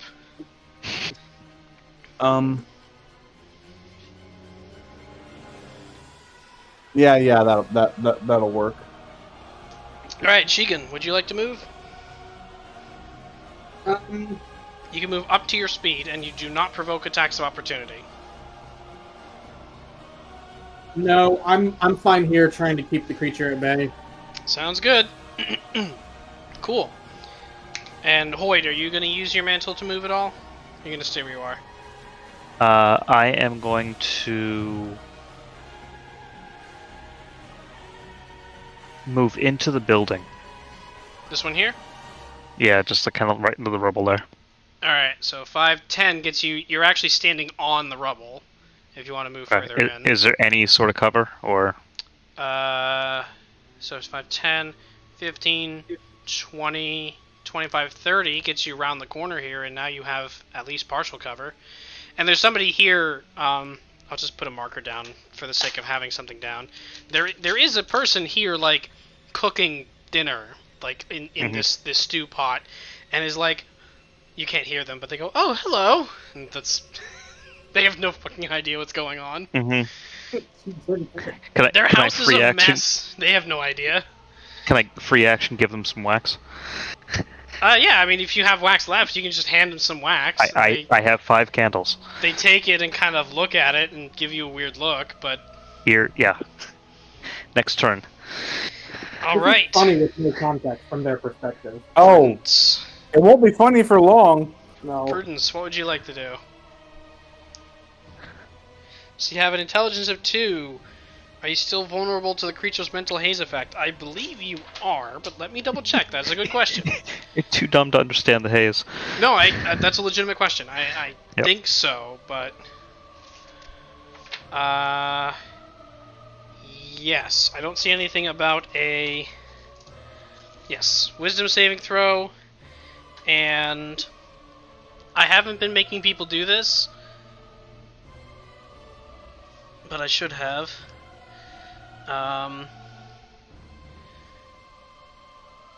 No, it's only singing with one head right now. So yeah, you're 18, so you're clear. You see what's going on. If it was singing with more than one head, you'd have to subtract from your roll, but it's only singing with one head right now, so. Okay. Go ahead and roll an attack with your Brontosaurus Stomp. I don't know. Is that a charm effect? It is not. Okay. Yes, Stomp, I was right! Haha! But a natural 1, unfortunately, will miss. I'm so glad you don't do critical failures because I'm standing right next to a fucking hole. Oh yeah, I mean, there is a critical failure, it's just an automatic miss, but I don't do crit fumbles. Fuck crit fumbles. That's what I mean, I'm glad you don't. Yeah, crit fumbles work in Pathfinder and 3.5, they do not work in 5th edition. Anyway, alright, that's your turn. I haven't tested it, but I think they might also work in GURPS, but that's because the equivalent of rolling a 1 in that game is, like, GURPS much rarer. GURPS has them built in, kind of. Yeah. Anyway, Zook, it's your turn. What would you like to do? I am gonna fire the cannon. Ready? That's the hide. Okay, make a stealth check. 23. Sure. Aim.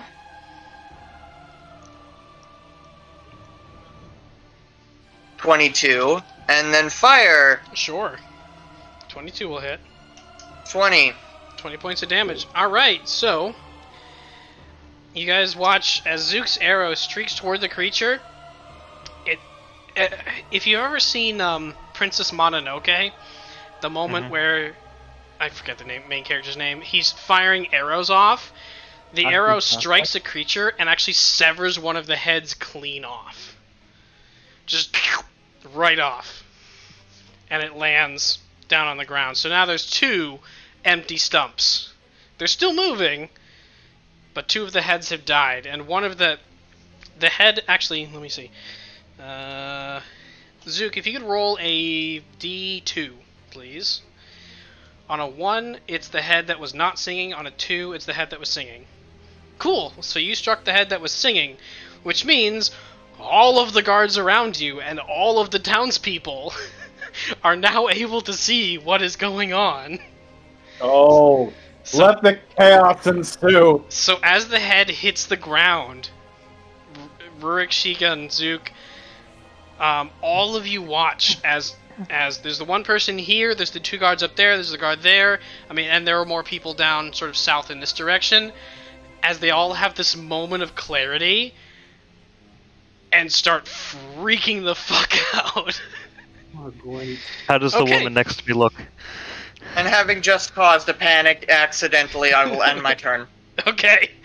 The woman next to you kind of looks up at you and turns and looks at the rubble of her house going, "What the f-?" And that's the end of that turn. It is now the creature's turn. Actually, so the creature is going to use one of its reactions to deal great rolls. 7 points of psychic damage to Shigun and Prudence. Prudence, I need a concentration check, please. I'm going to fucking keep forcing these concentration checks as much as I can. Sorry again about that. It's got a shitload of HP, so yeah. It looks roughly 2/3 dead. Still? You cut 2 out of 3 heads off. Oh. Yeah, temp HP doesn't... You're still taking the damage. It's not like a... Yeah. With an 8. Concentration's broken.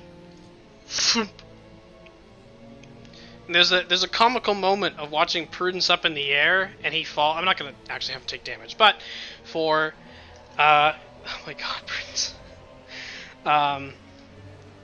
For flavor, he pops into the air and then falls and hits the ground. He's standing, but the Brontosaurus is no longer on the field. Finally. Good of you to join us again. So Prudence is now far away from the creature, right? He's at least 10 feet away from the creature. Is he farther enough that he's not grappled? Good point. As you shrink, Did he- the creature did he would lose shunt out? grapple. You're right. He doesn't shunt out, but the creature loses grapple. It was able to hold on going out, but going in, not so much. So yeah, you slip out of the thing's hands, claws, vestiges. I don't know, appendages. Okay. So that's start of its turn. At the top of its turn, it will now use both of its stumps, slam them into the ground, and pop open one of the same creatures you saw before, and another right next to it here, and another, that's the wrong color, here, looking very similar, but probably not looking around with any semblance of intelligence. It's just looking around and just like sort of looking at the nearest enemy. And I need to... That's fine. Okay. For its turn, it is going to... You know what it's going to do? It's going to burrow, actually. Oh no. So it's going to burrow straight down and go underneath you. 5, 10, 15, 20, 25, and pop up right here.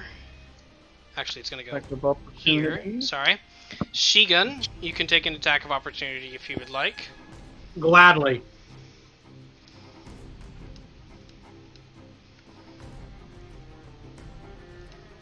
...20 to hit. A 20 will hit. Go ahead and roll damage. 13. 13 on the creature that is defiling your home. Alright. You're going And as mad. this, Very. I can imagine. And as this thing pops up out of the ground, it will take 2 attacks. First, it will take a claw. Actually, first it will take a bite attack against Shigun. With a natural 20. Oh, crap. Probably Oh, shit. will probably hit. Yeah, I have an Um, AC of 19. Yeah. Where am I? D10s. There we go. Oh, White. shit rolls. You take bite attack. You take 9 points of piercing damage. That's already reduced, so minus your damage resistance, you take 9 points of piercing damage as this thing sinks its teeth into you. And it will take a claw attack. It'll take a claw attack against you too, actually. It doesn't like you. With an 8, will fail. So no, that's yeah, that's it. It will.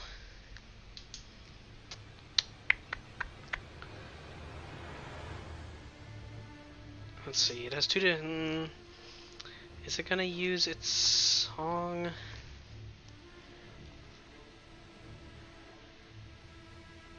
Yeah, it's gonna use its bonus action to use its remaining head to sing again. So that moment of panic where all of the civilians around you and guards around you start to freak out are suddenly soothed as this creature begins to sing again. Fortunately, yes, so Prudence, luckily, is immune to the song again because the wax is now back in his humanoid ears. How great that worked out. That's his turn. The guard, not remembering seeing this thing, but remembering the orders given by Shigun, is going to continue running up and off the map. And they'll use a dash action to get up to the other 2 guards, and you can see them gesturing at the guards, but you don't hear them, obviously. Cool. It is these creatures' turns. So this creature here is actually going to turn and just take an immediate attack on Shigun. Okay. So, is this the right stat block? Yes, it is. It is going to take a... Let's take a claw attack against you. Why not? Probably fails with a 16. Yeah, Nope. it fails. That fails. That's this thing's turn. It and the other creature is going to stumble. Actually, it doesn't need to move because it's right there, but it will stumble and lunge toward Prudence and make a claw attack. Not with an 8, it won't. Cool. That's the end of those things' turns. Actually, this thing's gonna go 5, 10 and just move over in that direction. But that's it. Rurik. Fantastic. Has the Oh, there are 2 of them now. Okay. I'm getting out of hand. Oh my god. How That was far good. how far away, how far apart are the 2 ad things? How far apart? 5, 10, Yeah, how 15, far 20, apart? about 25 feet separate from each other. You said about 25 feet? Ish, yeah. Shigun and Prudence are both sort of in that line, though, Yeah. depending on what you want to do.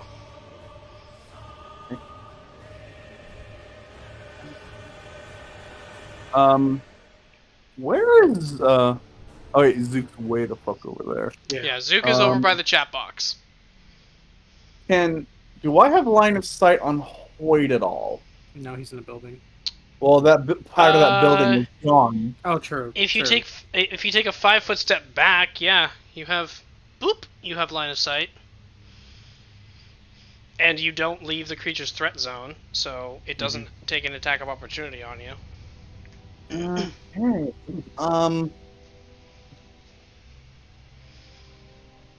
You look over and you see Prudence like clutching one of his ribs. Which is, I don't know. He's like holding it in his hand and going, oh no, but not really. This is supposed to be in me. The doctor says I have internal bleeding, which is fine because that's where blood's supposed to be.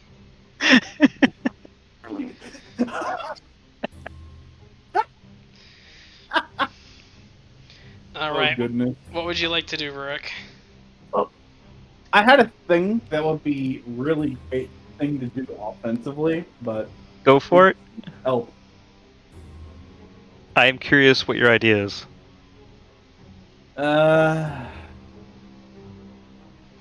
See, now is a really great opportunity to do a thing, but now I'm trying to decide if healing is needed. Remember, there is more than one support in your party. Yes, I know. I'm aware. I'm fine. And death is only temporary.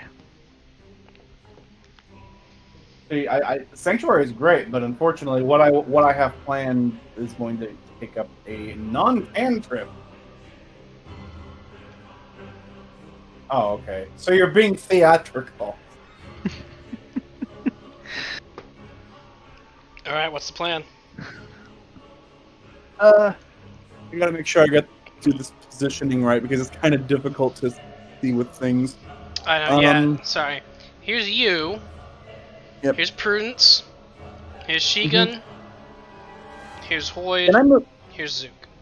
Can I move like maybe 2 squares or 10 feet to the right from this perspective? 5'10"? Something like that. Yes. Cool.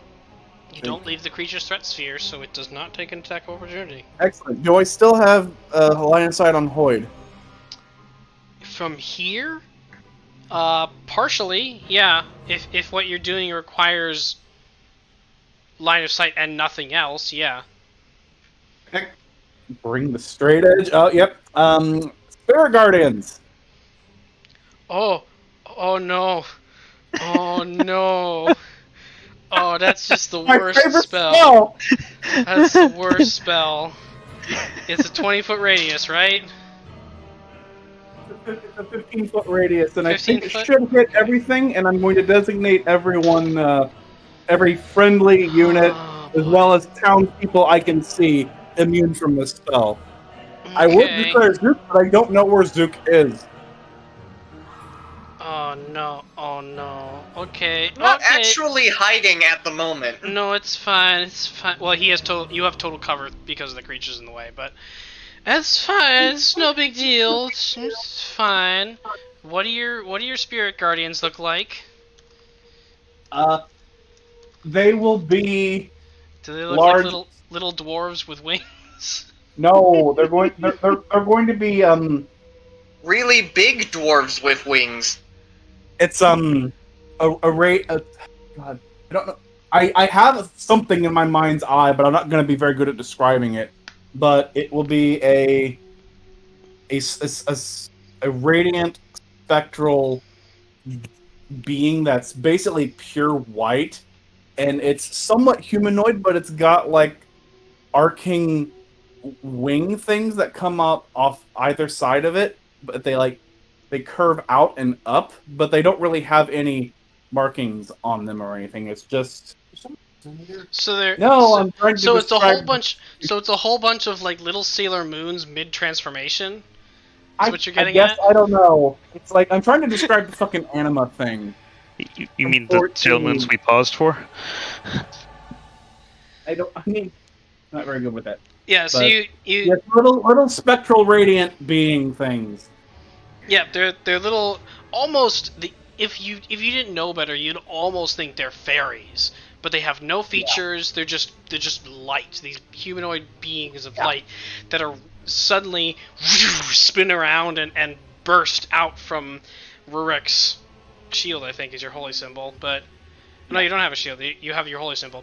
Burst out from your holy symbol, and they pause. There's like a moment, a beat of nothing, and suddenly they turn and strike toward the creatures, which won't affect them until their turn. But that's a fucking great spell. So what you're telling me is that it's a really violent Ocarina of Time fairy fountain. Sort of. Oh my god, I love it. Alright. Okay, anything else this turn? Unfortunately, I cannot use a bonus action to cast a spell. So I don't think I have anything else to do this turn. You can use a bonus action to use your spiritual weapon, because that's not casting a spell. Oh, right. Thank you. I did forget about that. I will use the spiritual weapon to make an attack at the lesser ad that's next to Shigun. This one here? Yes. Okay. Go ahead and roll an attack. Change you down to 7. Oh no!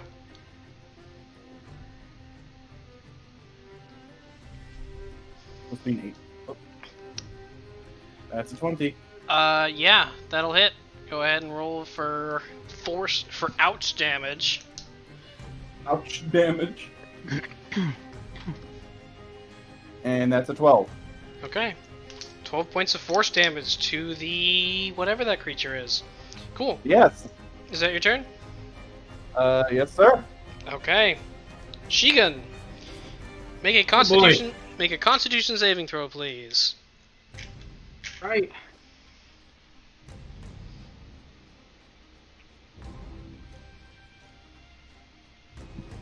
$27. Okay. Yeah, you flex them naries. You flex them so hard the smell actually starts drifting over in the direction of the other creature you're fighting, and it goes. Cool. So it's your turn. What would you like to do? Well, I don't know. What do you drop? There goes my poisoned ring that I wasn't able to use because you're not poisoned. I don't even know where it went. I'm no. 5 feet away from the big guy, right? It's legitimately gone. Yeah, you're 10 feet away. There's a 5-foot gap between you. Yes. Right.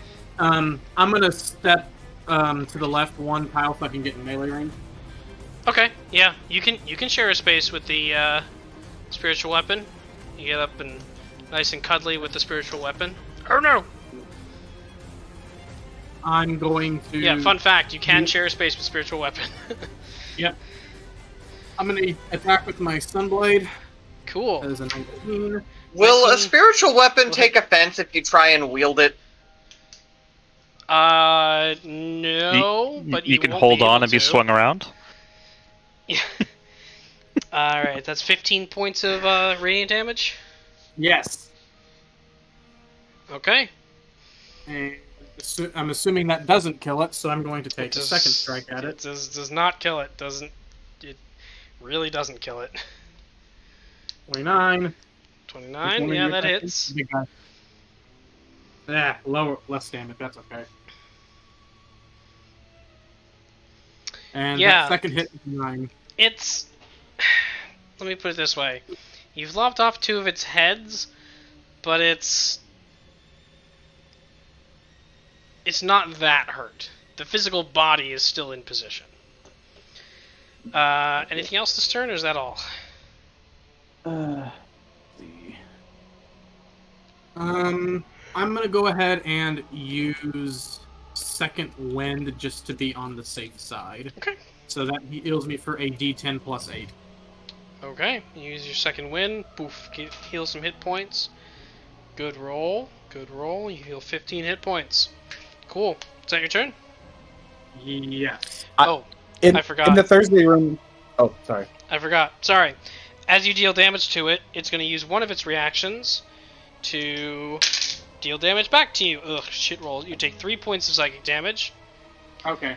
And the second strike, it is going to use its second reaction. Actually, no. It only has one reaction, so never mind. Because you've cut off the other heads that would have taken the reactions. So forget it. Never That's mind. what I forgot what they were tagged to.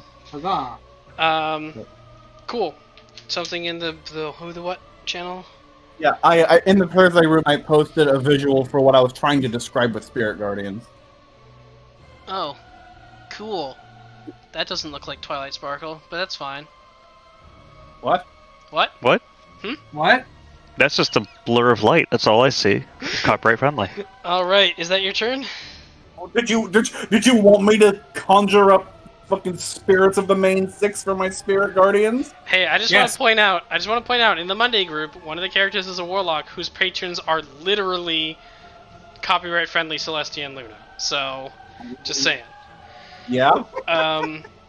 Anyway, I summon the elements of harmony as my Shigun. Spirit Guardians. Shigun, is that your turn? Yes, that is. Cool. Hoyd, Yes. it is your turn. I'm going to wag my finger at the lady next to me. Wax ears now. She Step kind of, out like, from the corner. looks at you with a glassy look. Anyway, go on. Step out from my corner. Glare at Prudence. I'm gonna cast Healing Word at 3rd level. Okay. What's the range on Healing Word? 60 feet. Oh, wow. I almost fell because I'm an idiot.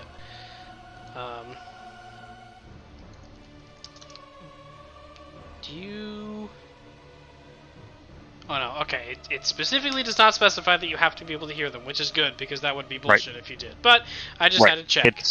It's a vocal component for me. Alright. Yeah. You're casting that on Prudence. Yep. 3rd level. Go ahead and roll the healing. I tell Prudence, stop it. And Prudence, you feel yourself invigorated by words you cannot hear. And then I will also, as another bonus action, Well, as do a another bonus action, mantle. but yeah. Do another Mantle of Inspiration. Alright, Mantle of Inspiration is just eye shot, right? Eye shot, 60 Can foot. you do 2 bonus actions? Oh, Healing Word is a bonus action. Oh yeah, Yep. Healing Word's a bonus action, Oh, so you can't crap. do that. Nope. Okay. Good try though. Alright, then I won't do that, You can- and I'll out of... You I'm can sorry to cast ruin your fun. You can cast a cantrip. I have an action. Alright, well let me... Yeah, you still have an action. You just can't cast a leveled spell with it. Gotcha. And this is not a charm ability. The singing. Nope. Okay. It is something far worse. Okay. I can't wait to hear the details. There's 1 head left. Correct. Alright, out of frustration, I'm gonna throw my dagger at it. Okay. Roll an attack. It's a To be called fair, shot. this creature is the very antithesis of everything Hoyd attempts to do. I'm just picturing Hoyd going yeah as he throws the dagger. Like the scroll through. Yeah. Throw that dagger like he throws the scroll through. 17 just hits. Wow! Actually, wait, hang on. What's the thrown range on a dagger? 2060. This would be a disadvantage. Can I move closer? Oh no, sorry, no, it wouldn't. Sorry. 10, 20, yeah. So you can go 5, 10, 15, and then you're within that'll do. 20, and then you're within 20 Yeah. feet. Yeah. Okay. Yeah, that'll do. That's fine, yeah. 17 will just March hit. over there and throw a Okay. dagger. Just, you it just a- see him huff and just, yeah! Is it a poisoned dagger, though? No, it is not. It'd be funny if this killed it. It doesn't matter because it's immune to poison. Oh, okay. Okay. That doesn't surprise me. And that is max damage. 7 points of damage, yeah. You deal, Wow. 7 points of damage. You hit the Hoyd creature. manages to do It kind Hoyd of managed- sticks into its neck, but it's a real big neck, man. There's too much neck, Wow. honestly. Hoyd managed to do maximum damage by throwing a dagger with Nothing. nothing but sheer spite. Hoyt is full of spite. Alright, is that your turn? That is my turn. Cool, That was fueled Prudence. by nothing but spite. What would you like to do? Oh, and for the targets on my mantle, it's the same targets. So you all refresh your 8 Alright. temporary hit points and can move at will. What? No, you already used your bonus action, remember? Oh, that's right, healing word. Yeah. Web is remind me, the size?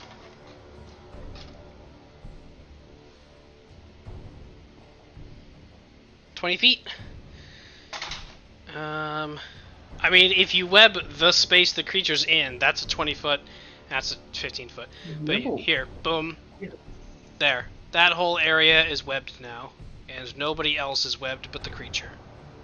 Oh, good.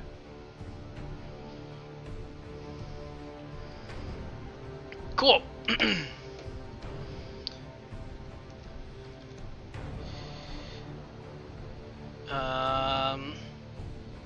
It becomes difficult terrain. Each creature that starts its turn in the web. So it has to do a couple of things when it starts its turn. Thanks, guys. You're welcome. So you move northwest. So Oh, 5, 15, 20, 25, 30. We'll say. I'm really curious Sure. to know the details of this creature. The creature next to you will take an attack of opportunity on you. It'll take a claw attack on you. Let's find out if it hits. That's a 19 to hit. Oh, Make a Constitution saving throw. Oh, you use shield? Boom, doesn't hit. Problem solved. Okay. And you step away. Your AC is now 21, I think, until the end of your next turn, right? Cool. Shield is a great spell. Mm-hmm. is it If just you're a a caster- reaction that gives you plus 5 AC? Until the end of Mhm. your next turn, yeah. Yo, that's ridiculous. It's a great spell. It's just second level, I think, right? It's shield is first level as well. Damn. But it is a leveled spell, so you are using a spell slot to do it. It's a limited resource. Cool. It is Zook's turn. Yeah, Third verse, same as the first. I've got to cover fire. Okay. Fire Yeah, 29. You're successfully hidden. again. Does Man, 19 hit? An 18 damn will hit. machine. 19 damage. 19 damage. Okay. Okay. I think Zook Is that the your one turn? deals the most Yeah. damage of all Cool. of us. Which is funny. It is the creature's turn. The creature. Oh, it has to make two saving throws. Damn. All right. First, it makes a dexterity saving throw to avoid being webbed, which it probably fails. Good lord. With a 6, fails. Which means it is what, restrained? It is restrained. Oh, Yay. excellent! Now it can't escape my spirit guardians. Yay! that I mean, it doesn't matter because it still has to make the save against Spirit Guardians now anyway. I know, but this means I can get pinged by multiple turns. Yay! Oh, this is, this combat, There we this go. encounter that I balanced just for you guys. It is a First mistake. Wisdom saving throw. Yep. Oh my goodness, that is the first Wisdom save it's failed all game. That's an 8. Wait. All right. 12 oh man, that's a shitty roll. Roll 3d8 damage. That's 12. 12 points of damage. I mean, we started off strong, so suppose it's fair we take. It's still restrained. Yeah, attacks against it have advantage, and its attacks have advantage. Man, It what is such a will. great spell? It will, however, use its action to attempt to break the grapple. So it will make a strength check, or the restrain rather. So we'll make a strength check against that. Oh no!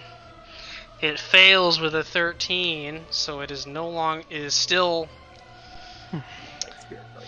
So what it's going to That do must- instead Must be nice to have things fail.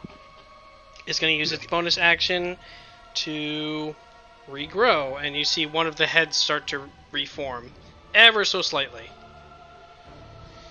That was my first indication that I figured it out a lot more That's easily. Tiny hand.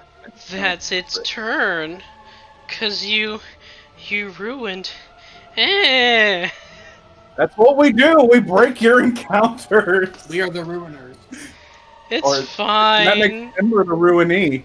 Or is that Yeah, ruined? we are the team who succeeds through the power of overpowered bullshit. It is the guard's turn, and How now big the is that guards- regrowing head? Good rolls. You guys watch one of the guards runs into the estate, goes in upward to warn the family, and the other two are starting to run back down. They're now both at the foot of the stairs here, and they're starting to shout orders to other guards that are in the area. Actually, at the top of their turns, they make wisdom saving throws. That fails. That succeeds! And that fails. So two of them fail, one of them succeeds. One of them, like, hits the bottom of the stairs and goes, and looks at you, looks at you, Prudence, and goes, "What?" And the other one is just oblivious. Cool. It is the creature's turns. So the creature, let's see. This Imagine creature having the here entire- is going to move here, here, and attack Shigun. Actually, no, it's going to stay here. And attack Shigun with a claw attack. Okay. Not with an Wait, 8, it's what- not. Ooh, boy. I mean, what's doing a thing? Did we One of forget the Guardian? other creatures. Oh no! Oh, why do you do these things to me? Wisdom saving throw. That's a 3. And that's another Oh. 12. Oh no! I mean, it still does the thing that it does. Yes. I just But want to make it's- sure we didn't. It's slightly more hurt doing it. And Shadow Flare. the other creature is just outside that radius. Luckily for it. What? Wait, no, It is? sorry. I was centering it on Shigun for some reason. No, it's right there. Oh I no. explicitly Oh, put myself there for this. The other creature. That's a 12. So it takes the same 12 points of damage. Oh, is it? I wasn't sure if I rolled for every creature individually. Because they take their action on the same initiative count, so it's the same. It's essentially the same damage being done both times. Okay. So If yeah, if they were it- taking their turns on different initiative counts, then you roll different damage. Gotcha. But- So they move. So they do things as a group. I see. Correct. It didn't kill it, but man, is it angry. Good. So it's gonna go boop and attack at you with its claw. No, it's actually going to take a bite on you,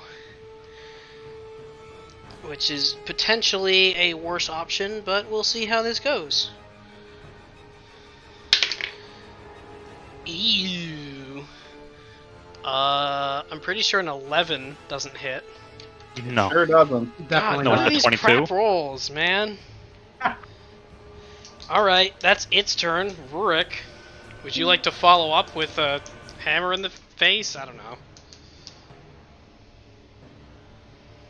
Oh, is it my turn or is that It- like a reaction or something? No, it is your turn. That is Oh, the end of its okay. turn. Oh, okay. I thought you were prompting me for a reaction. I was like, wait, what? Nope, it's your turn. It took its turn immediately before you.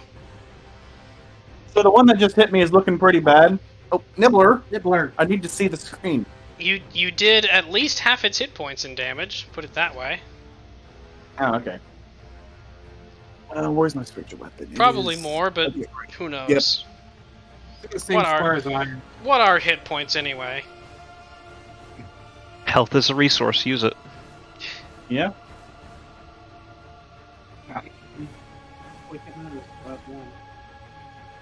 That's a move. So, Oh man, Prudence, I forgot. the to- head that's growing back, how big is that right now?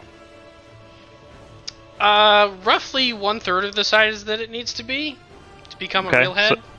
So, okay. So how, like, actual size-wise? Physically, Yeah. probably about 2.5. I mean, the neck is probably about 2.5 feet wide, so it's growing out of that stump. Okay. Rurik, what you doing? All right.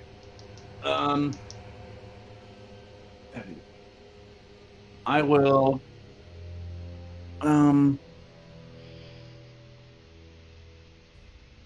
I'll cast Sacred Flame at the.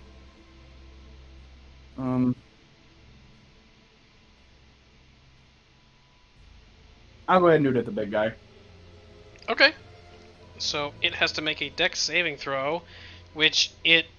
Does it fail, or does it have... I think it just has a penalty to it. Well, it's restrained, so it obviously isn't very dexterous right now. It's made at disadvantage, that's what it is. Oh, boy. Alright, let's see. That's a 4 for the first one. Yeah, it's a 4. So, that's a failure. That. Oh, wow, that's fine. Wow! That was just the worst damage. Worst Wow. damage I've ever seen. So you deal 5 points of radiant damage with your Sacred Flame at 8th level. At 8th level? He at cantrip scale Oh, with your yes. character Gotcha. level. So my Well, my dagger character- did more damage than his supernatural abilities. What's up, Rurik? I was just clarifying that my sacred flame has a base of 2d8, but I get an extra d8 through blessed strikes. That's right. Oh. Tasha's Cauldron. Thanks for making everything better. I know, right? Okay. Anything else this turn? And You still have... yep. You know what? I'm gonna give you... Where is it? I'm gonna give you the Spiritual Weapon Ring to remind you that you have it. Aww. Bam. You have the Spiritual Weapon Ring. Is that like an actual thing? Yeah, It's, no, it's a status effect ring. It actually says Spiritual Weapon on it. Oh, that's See? That's He really made cool. it I like just for that. you and no other cleric. Yeah. Oh, well, thanks. I mean, you're supposed to Look put at it that. around where the Spiritual Weapon is, but, like, I use a die, so it doesn't matter. Yeah, the die is better for counting it down. Mhm. And destroying Shigun, apparently. Oh, great. I am going to use. I'm going to use my bonus action to cast Sanctuary on Shigun. You can, yes, you can do that. Okay. So you cast Sanctuary. Is Sanctuary a touch spell? What's the range on it? No, that seems to be 30 feet, so 30 no. feet? Cool. So you have Sanctuary, which, surprisingly, I think out of all the effects, I don't think I have Sanctuary. It's because I don't use. It's something I don't use very often, but I think it'll be effective here because it doesn't appear to be able to move. And To I the haven't 3D seen it printer? Yeah, do no, anything ranged. no. I mean, I didn't make these. I bought a set. So Oh. I'm gonna put the Bless Ring on you, just to remind you. But it's actually Sanctuary. I know you can't see it because of the camera anyway, so it's fine. But cool. So you have Shigun. You have your turn around.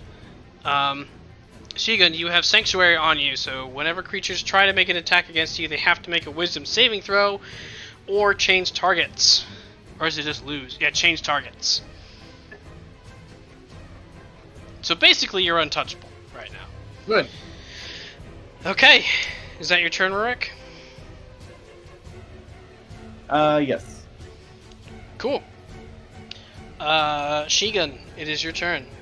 Of note, I think Sanctuary breaks if you attack. Is that?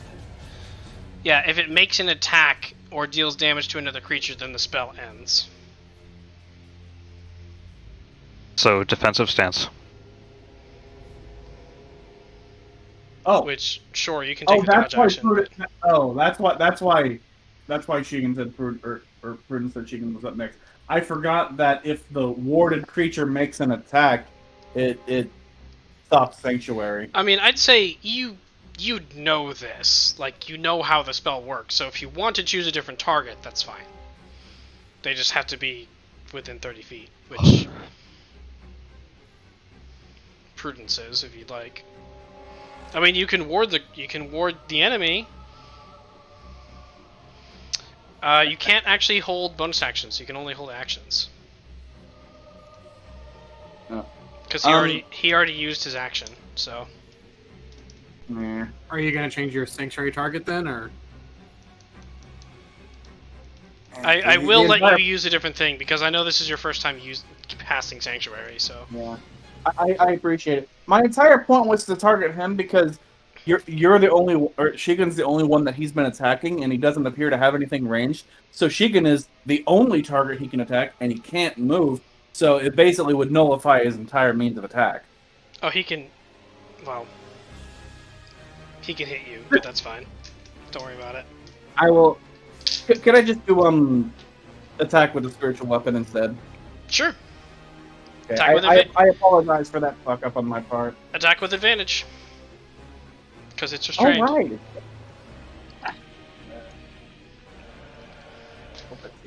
Just pummel this poor creature, of which there's only one in the world.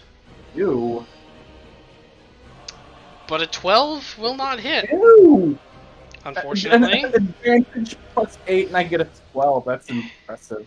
Had advantage in everything. Alright. I guess I was destined to just whiff that action. My turn? Shigun, it's your turn. What would you like to do? My turn! My turn! First, make a Constitution saving throw, because you're starting within 5 feet of a specific creature. Alright, the smelly one. The smelly one. Okay, I yeah, jumped so the gun, 19... I'll keep that one in mind if you succeed on that. Yeah, you succeeded on the... Okay. The DC is 10. The DC if this is 10, which you could easily, because you're a I fighter. got a little excited. But yeah, 19 will hit. I assume you're attacking the big guy? Yeah, big guy with the Sunblade. We're going to go for that. Takes 11 damage. Cool, cool. And I will go ahead and make a second attack on the big guy as well, because I want this thing dead. Bonk it twice. Yeah, you do. There's What's a the point reason of- I attacked twice. What's the point of being able to bonk twice if you can't bonk twice? Bonk with the power of bonk. Yeah, 17. a 17 will hit. They should have changed Luke's name, or fucking Shigun's name to Luke. That's right. And then it's a 14. Alright, 14 points of damage. It's officially now less than half hit points, so that's a plus, What? guys. Things HP pool is insane! Oh, I'll show you after the game, don't worry. I can't wait. Can we kill it in 7 minutes? Probably. Depends how much damage you do. Is that your turn? Yeah, because I don't have much else since I used all my maneuvers and stuff. Cool. Hoyd, what would you like to do? I got my ring, but... So is that head still the same size? Yes. Okay, I'm going to move up into melee range. It hasn't had a turn yet to use its... Well, actually, no, it used its bonus action for something else. So, if you move into melee, so... There's a corner just 10, up north of that, between the 20, web and the yeah, pit. Gets you right there. Excellent. Just out of the web. Okay. I would like to attempt to cut that brand new head off. Okay, well, so the head that's regrowing has not fully grown. Do you want to... You're attacking that one specifically? Yes. Okay. Make an attack. With your called shot.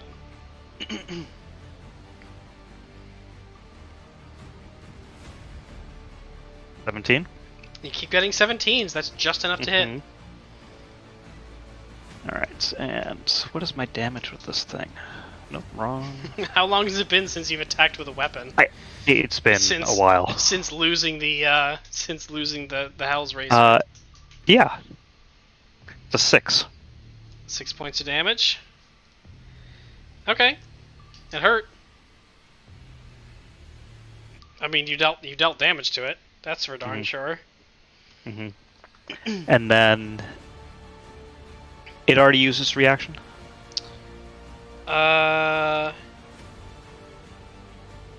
Yes, it did. Yes, actually. No, it didn't. Sorry. I'm just having such a hard time keeping track of this guy's reactions. It did not use its reactions on any of the turns following it, so it does have a reaction. Okay. You know it can't take 3 reactions anymore. It can only take 1 reaction because it's only got 1 head. I will step 15 feet away. 15. Okay. 5. I'll 10, move out of its range. 15. Yeah, perfect. Okay. It will. And it will swipe at you with its claw. Not with a 10, it won't. Nope. That was a total. I should have had it. Should have had it whale instead. Guaranteed damage. Anyway, go on. And did anybody take? I was up from last minute or so. Did anybody take damage that I saw? I don't think so. I've been rolling shit for my attack rolls, so no, I don't think anyone's taken damage recently. So everybody's relatively not broken. Yep. I think we're fine. Okay. All right, then I will sit and contemplate its demise. Sure. Prudence. Toll the dead, targeting the creature. Yes. It's a saving throw, but yes, you can target that creature's head specifically. Kind of. Toll the dead's a little... Attacks that require saving throws are a little weird, but I'll allow it. Why not? Where did the d20 go? It's a wisdom saving throw, right? That's 25. Sorry. Cool. Yep, that's the end of your turn. Zook. Well, since this thing is restrained in a web, I get to skip a step. You do. You're right. It was this. 17, does it hit? 17 hits. Hmm. 25 damage. 25 points of Holy damage.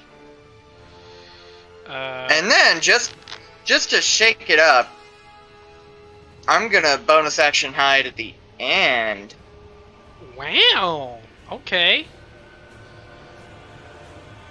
That is 15. different. 15. You're probably hidden. Okay. Alright, is that your turn? Yeah, I'm about done. Okay. You're not hidden. Its passive perception is 15. Sorry to break this one to you. Alright, it is the guards' turns, and I'm not going to bother moving them on the map anymore, but they are... One of them is freaking the fuck out. Oh yeah, they gotta make their wisdom save at the top of the turn. Fail. Success! So the one that was freaking out is no longer freaking out, and the one that wasn't freaking out is now freaking out. Because that's how we roll. But they are following Shigun's orders, and they are starting to run into various buildings and get people out. It is the other creatures' turns. So first they make a wisdom saving throw against the fucking Spirit Guardians. Yeah. That's a failure. That's a 3. And I'll roll for the other one now, because why not? Oh my god. Same number. So go ahead and roll damage. Damn it. See if they both survive. They don't survive. They're both gone. It's fine. Don't worry about it. Not like I spent a long time trying to plan this encounter or anything. No, it's fine. We're cool. I mean, to be fair, it's great. Right. Both of them wipe. Oh, I just skipped right over the creature's turn. Herp, derp, derp. Well, let's see what its wisdom saving. It's wisdom saving throw. It fails with an 8. Go ahead and roll damage for your Spirit Guardians. Wait, I thought. I skipped to the creature, the big guy. Oh, okay. So you deal 15 points of damage. At the top of its turn... No, that's a 23. Oh, You no, got what was tricked the- by Prudence. Why did you... Prudence, god damn it. Why did you do that? So I have to add 8 more. Or subtract 8 more, I should say. You got hoodwinked. Cool. At the top of its turn, 2 new creatures pop out. Both of them are the same, like slightly weaker creature that you encountered before. One of them, unfortunately, draws the short straw and is in the web, but the other's not. It is going to use its action to try and break out of the web, which finally it succeeds with a 23. So it breaks out of the web, and it is going to. It is at half speed because of your fucking Spirit Guardians, but it is going to burrow down into the ground. And go 5, 10, 15, 20, and pop out right next to Hoyd. Great. Oh, great. It is going to use its bonus action to begin... no, it'll use this bonus action to continue trying to regrow that head. Mhm. So there's that. That's its turn. Rurik, it is your turn. Fantastic. Let's see. Oh, this creature needs to make a dex save as it pops out, which it fails with a 14. So it is... This one's restrained. Mhm. Poor ghoul. Anyway, Rurik.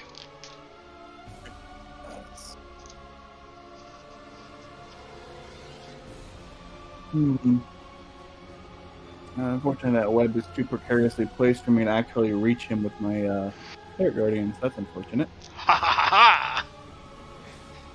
Oh no, the consequences of my own actions. Let's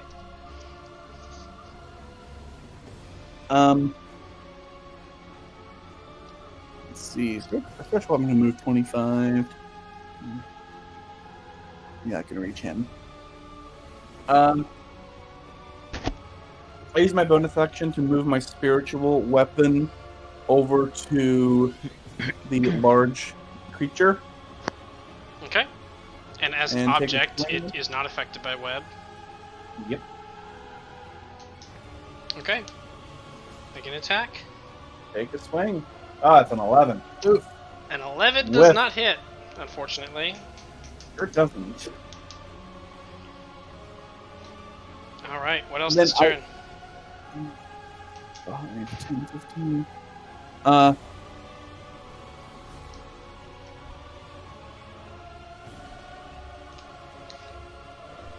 will move,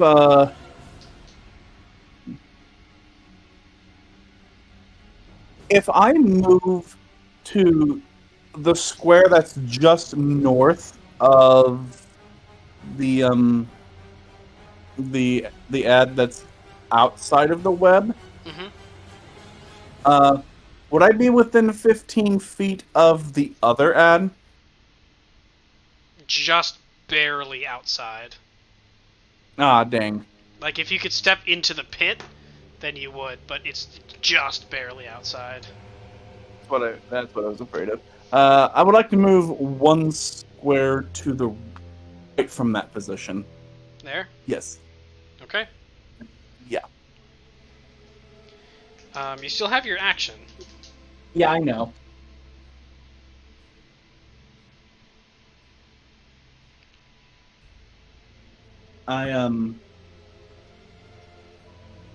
I will go ahead and Yeah, I was already planning on doing that. I will Sacred Flame on the restrained ghoul thing, whatever This it one is. here. I Not really almost sure showed you what it my hit point sheet. It's 13 and an 8, so no. That's 11. 11. Alright. Strikes into the creature, deals, let's say, half its hit points. Because it's literally half its hit points. Cool. Anything else this turn? Nope, that should be everything. Alright, Shigun, what's up? What are the current status of its heads again? It has one head and has regrown one of the heads 2/3 of the way. There's one head and we're going 1/2 of the way. Okay. And what are the mechanics again for attempting to strike one of the heads specifically? For you, nothing changes. The way I consider it is I give it half cover, which is +2 to its AC. Okay. There's a whole bunch of different rules for called shots. That's just the one that I use. Okay. In that case, I am going to... There is a web between you and it, though. Yeah, I know. I'm going to use my Ring of the Ram, and I'm going to attempt to target the currently undamaged head. Okay. I can't remember. Do I have to declare my charges before I roll or after? Yes, before. Okay. I'm using all 3. Oh, Okay. Alright, sounds good. 18. An 18 will hit on the Nice. remaining head. so what's the max charge Fist of the Beast King do? It's 3 times 2d10. So that's just basically 60-10. Jesus 60 Christ. it's a ton of damage. Did you call it Fist of the Beast King? 33 damage! That's average. Fist of the Beast Bane. 33 damage. But it was a called shot, so it very specifically dealt damage to that head, Yes. which is not doing great. Now you're making me do math.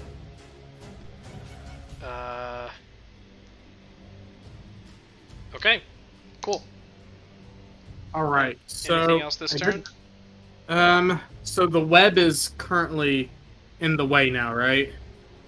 It is currently still there, yes. Okay. There's a friggin' ghoul next to me or whatever. If I were to maneuver around the web and or the pit, how close could I get? 30 feet, let's see. 5, 10, 15, 20, 25, 30. Or 5, 10, 15, 20, 25, 30. So not great either way. This is probably closer. This way? Go south. Yeah, I'll go south. Now, does that... I can't remember. Does that provoke an attack from the ghoul? Was I next to him? It does. Okay, that's fine. Nope. That's a 6. Okay. Oh my god. I'm gonna put this d20 away. This one is not behaving for me anymore. I'm gonna use my fire dice now.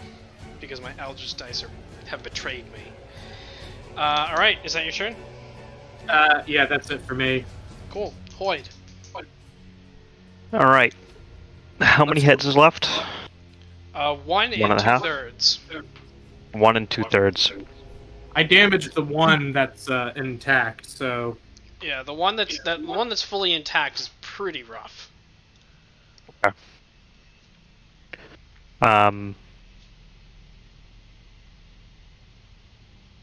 The problem is all of my spells are wisdom saves, and it's got a big fucking wisdom.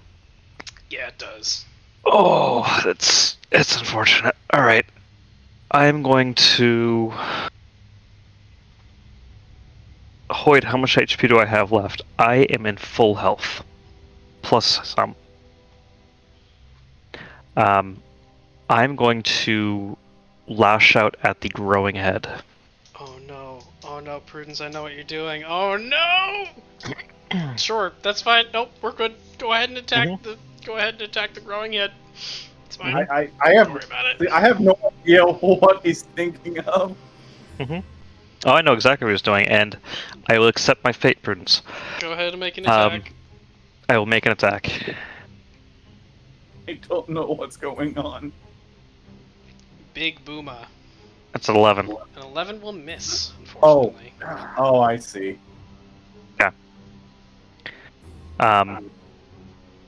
I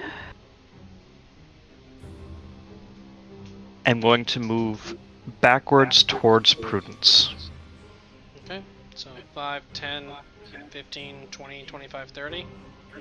Yes. This is all rubble now, so... Yep. That's fine. If I were a dick, I'd say it's difficult terrain, but I'm not, so... Mhm. Cool. Is that your turn?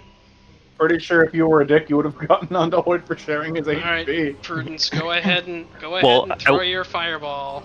If he asks me, my coat is perfectly intact. You're welcome. Boy. Yes, you can actually hit all 3 of the enemies right now with your fireball, so... And the web. Boy. And the web. the weapon. Catching the web on fire. Oh boy. Alright. Creature number 1 fails its dexterity saving throw with a natural 1. You have betrayed me for the last time, die. Number 2 fails with a 14. So both of these are just completely wiped. You get that, like, that nuclear after image where you can see their corpses, like, up against the nearest wall.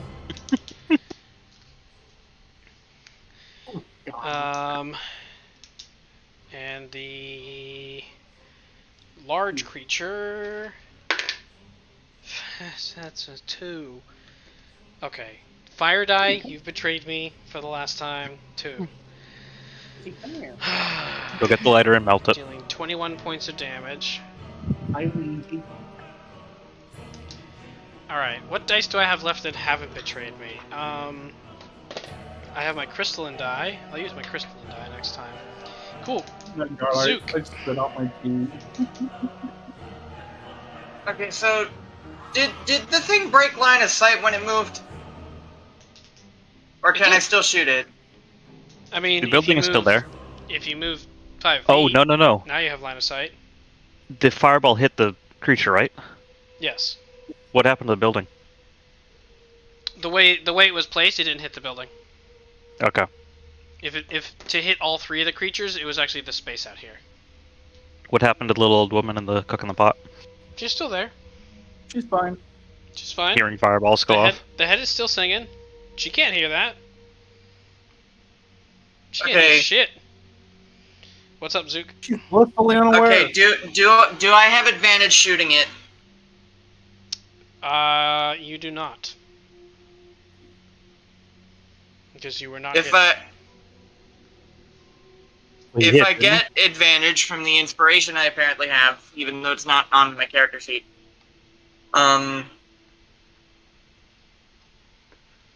So that's Would- so inspiration is does a that mean reroll. I- It's not Does that actually mean I can? advantage for the sake of getting. Oh. But no, there isn't anyone in melee range. So yeah, using the inspiration No. gives Okay. you a reroll, but doesn't actually give you advantage for the purposes of sneak attack.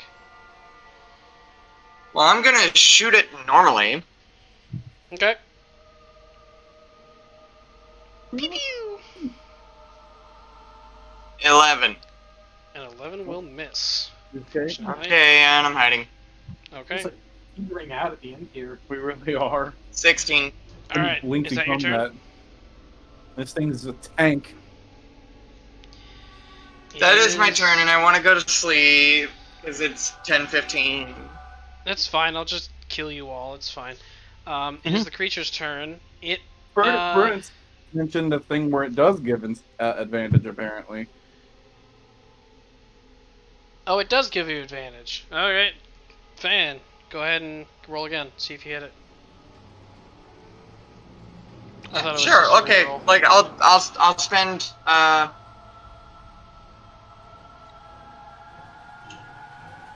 Oh, my other try is a 26.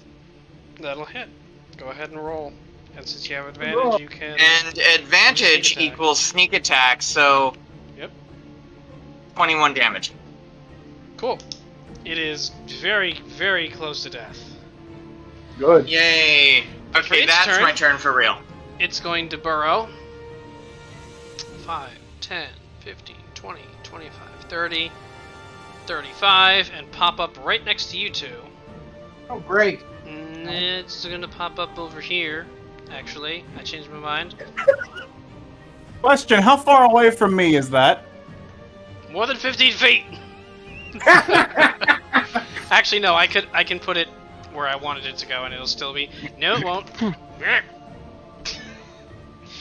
There! More than 15 feet, damn it! Sorry, but not sorry.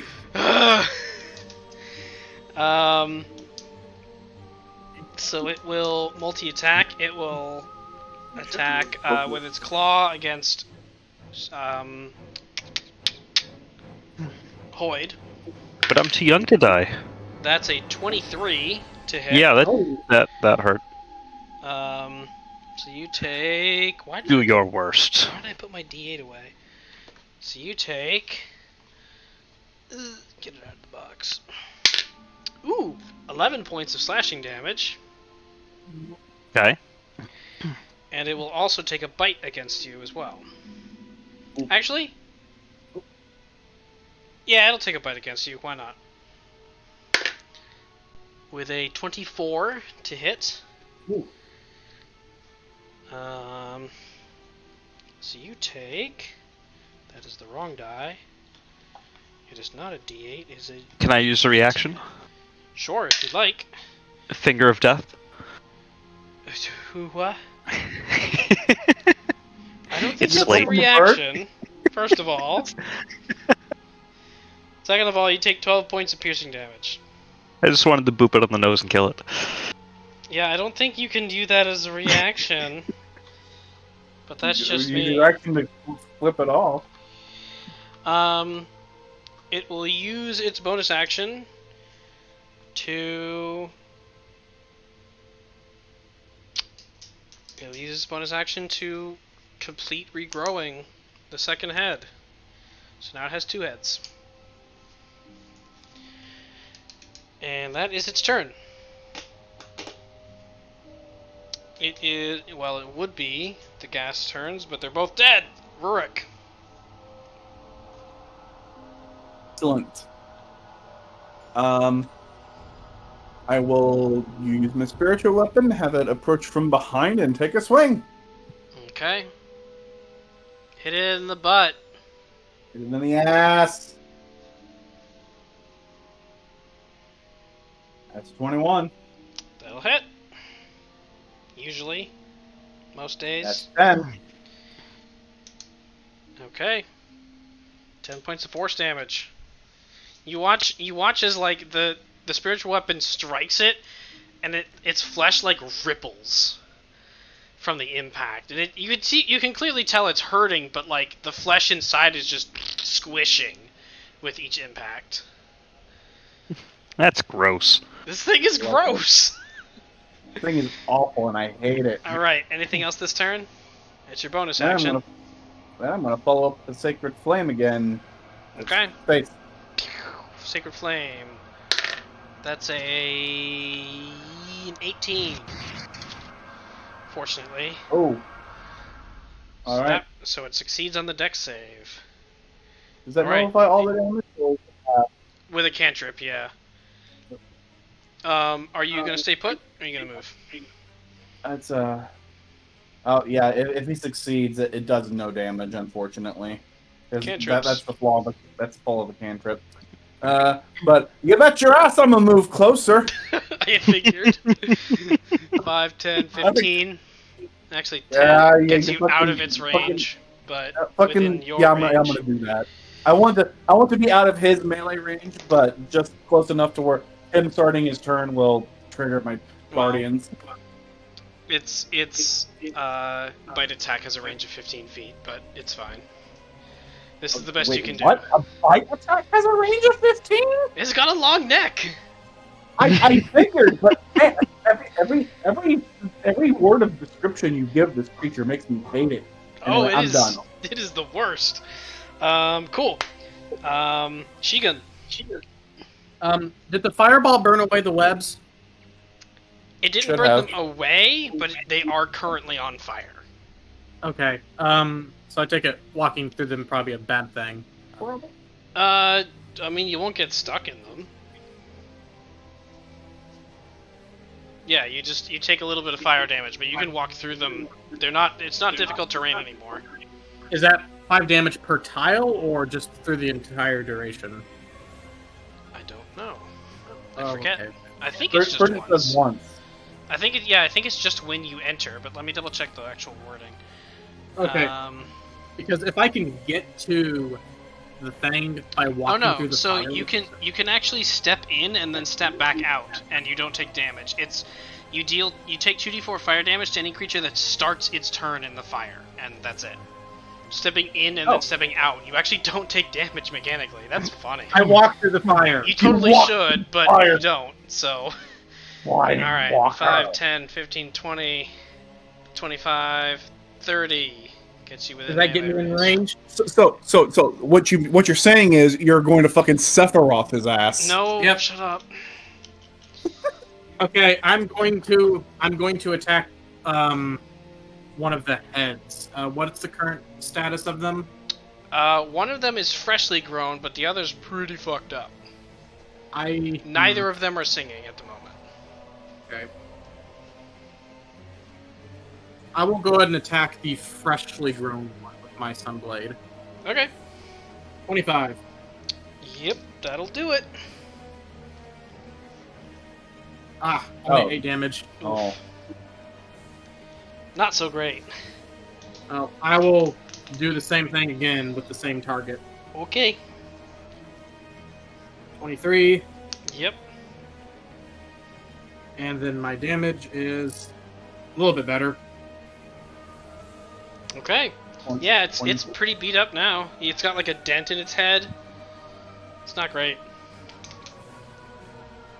Cool. Hoyd. Yeah, I that's assume it for me. Is that the end of your turn? Yeah, Hoyd.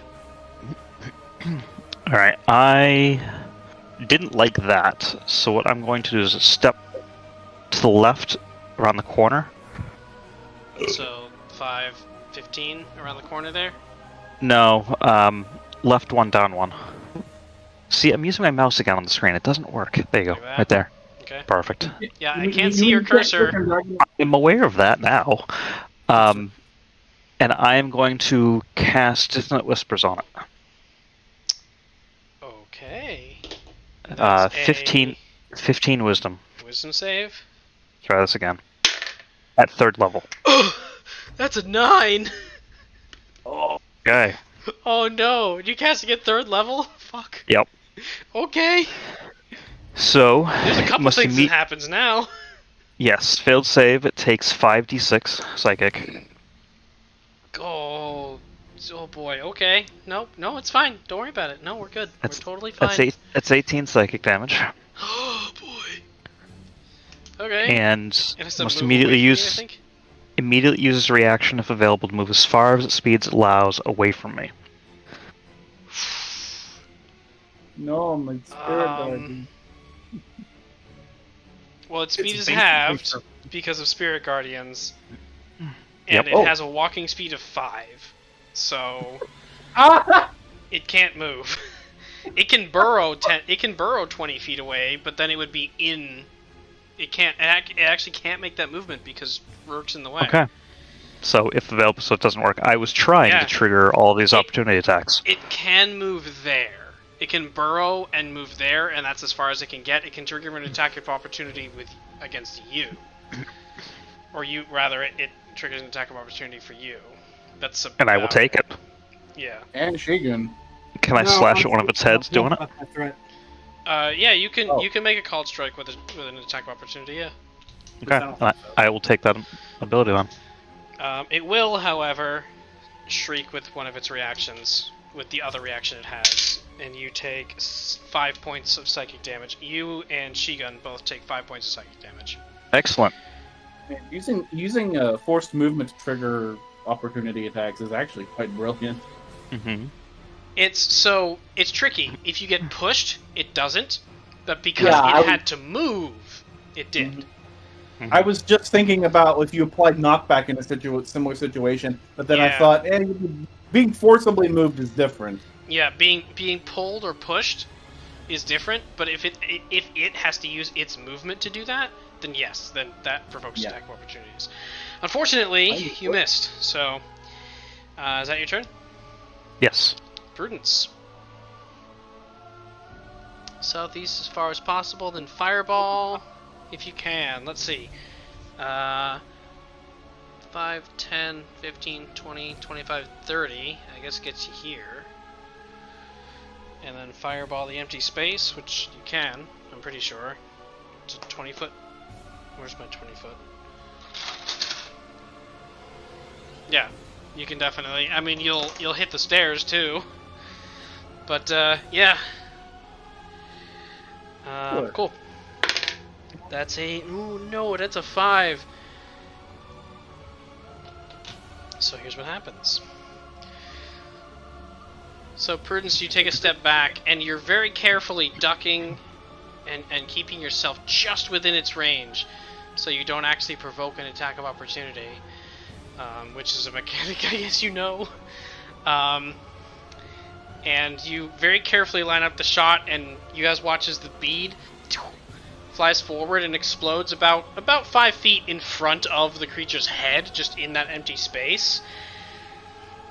And in the flash of light, you guys all kind of duck your eye. You duck to one side, and then when you look back, all 3 necks are just stumps, and the whole body of the creature hits the ground, and it slowly starts sliding down into the pit.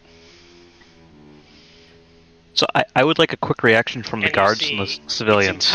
Its entire front body is just gone. Like, you see exposed ribs, but the ribs don't match. They don't line up. And everybody around you, who is now very suddenly aware of this creature, And the carnage. you see a dozen heads turn, and just absolute pandemonium breaks out.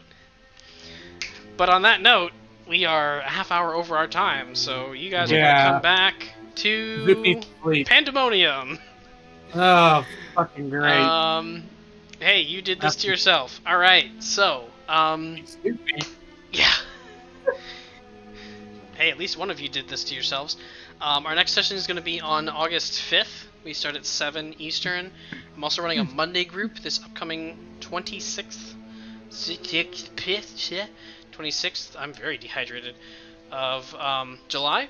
They start at 6 Eastern. As always, thank you guys so much for coming and playing. I usually do this the other way around, but it's fine, and thank you for coming and watching. Have a good night. Holy crap.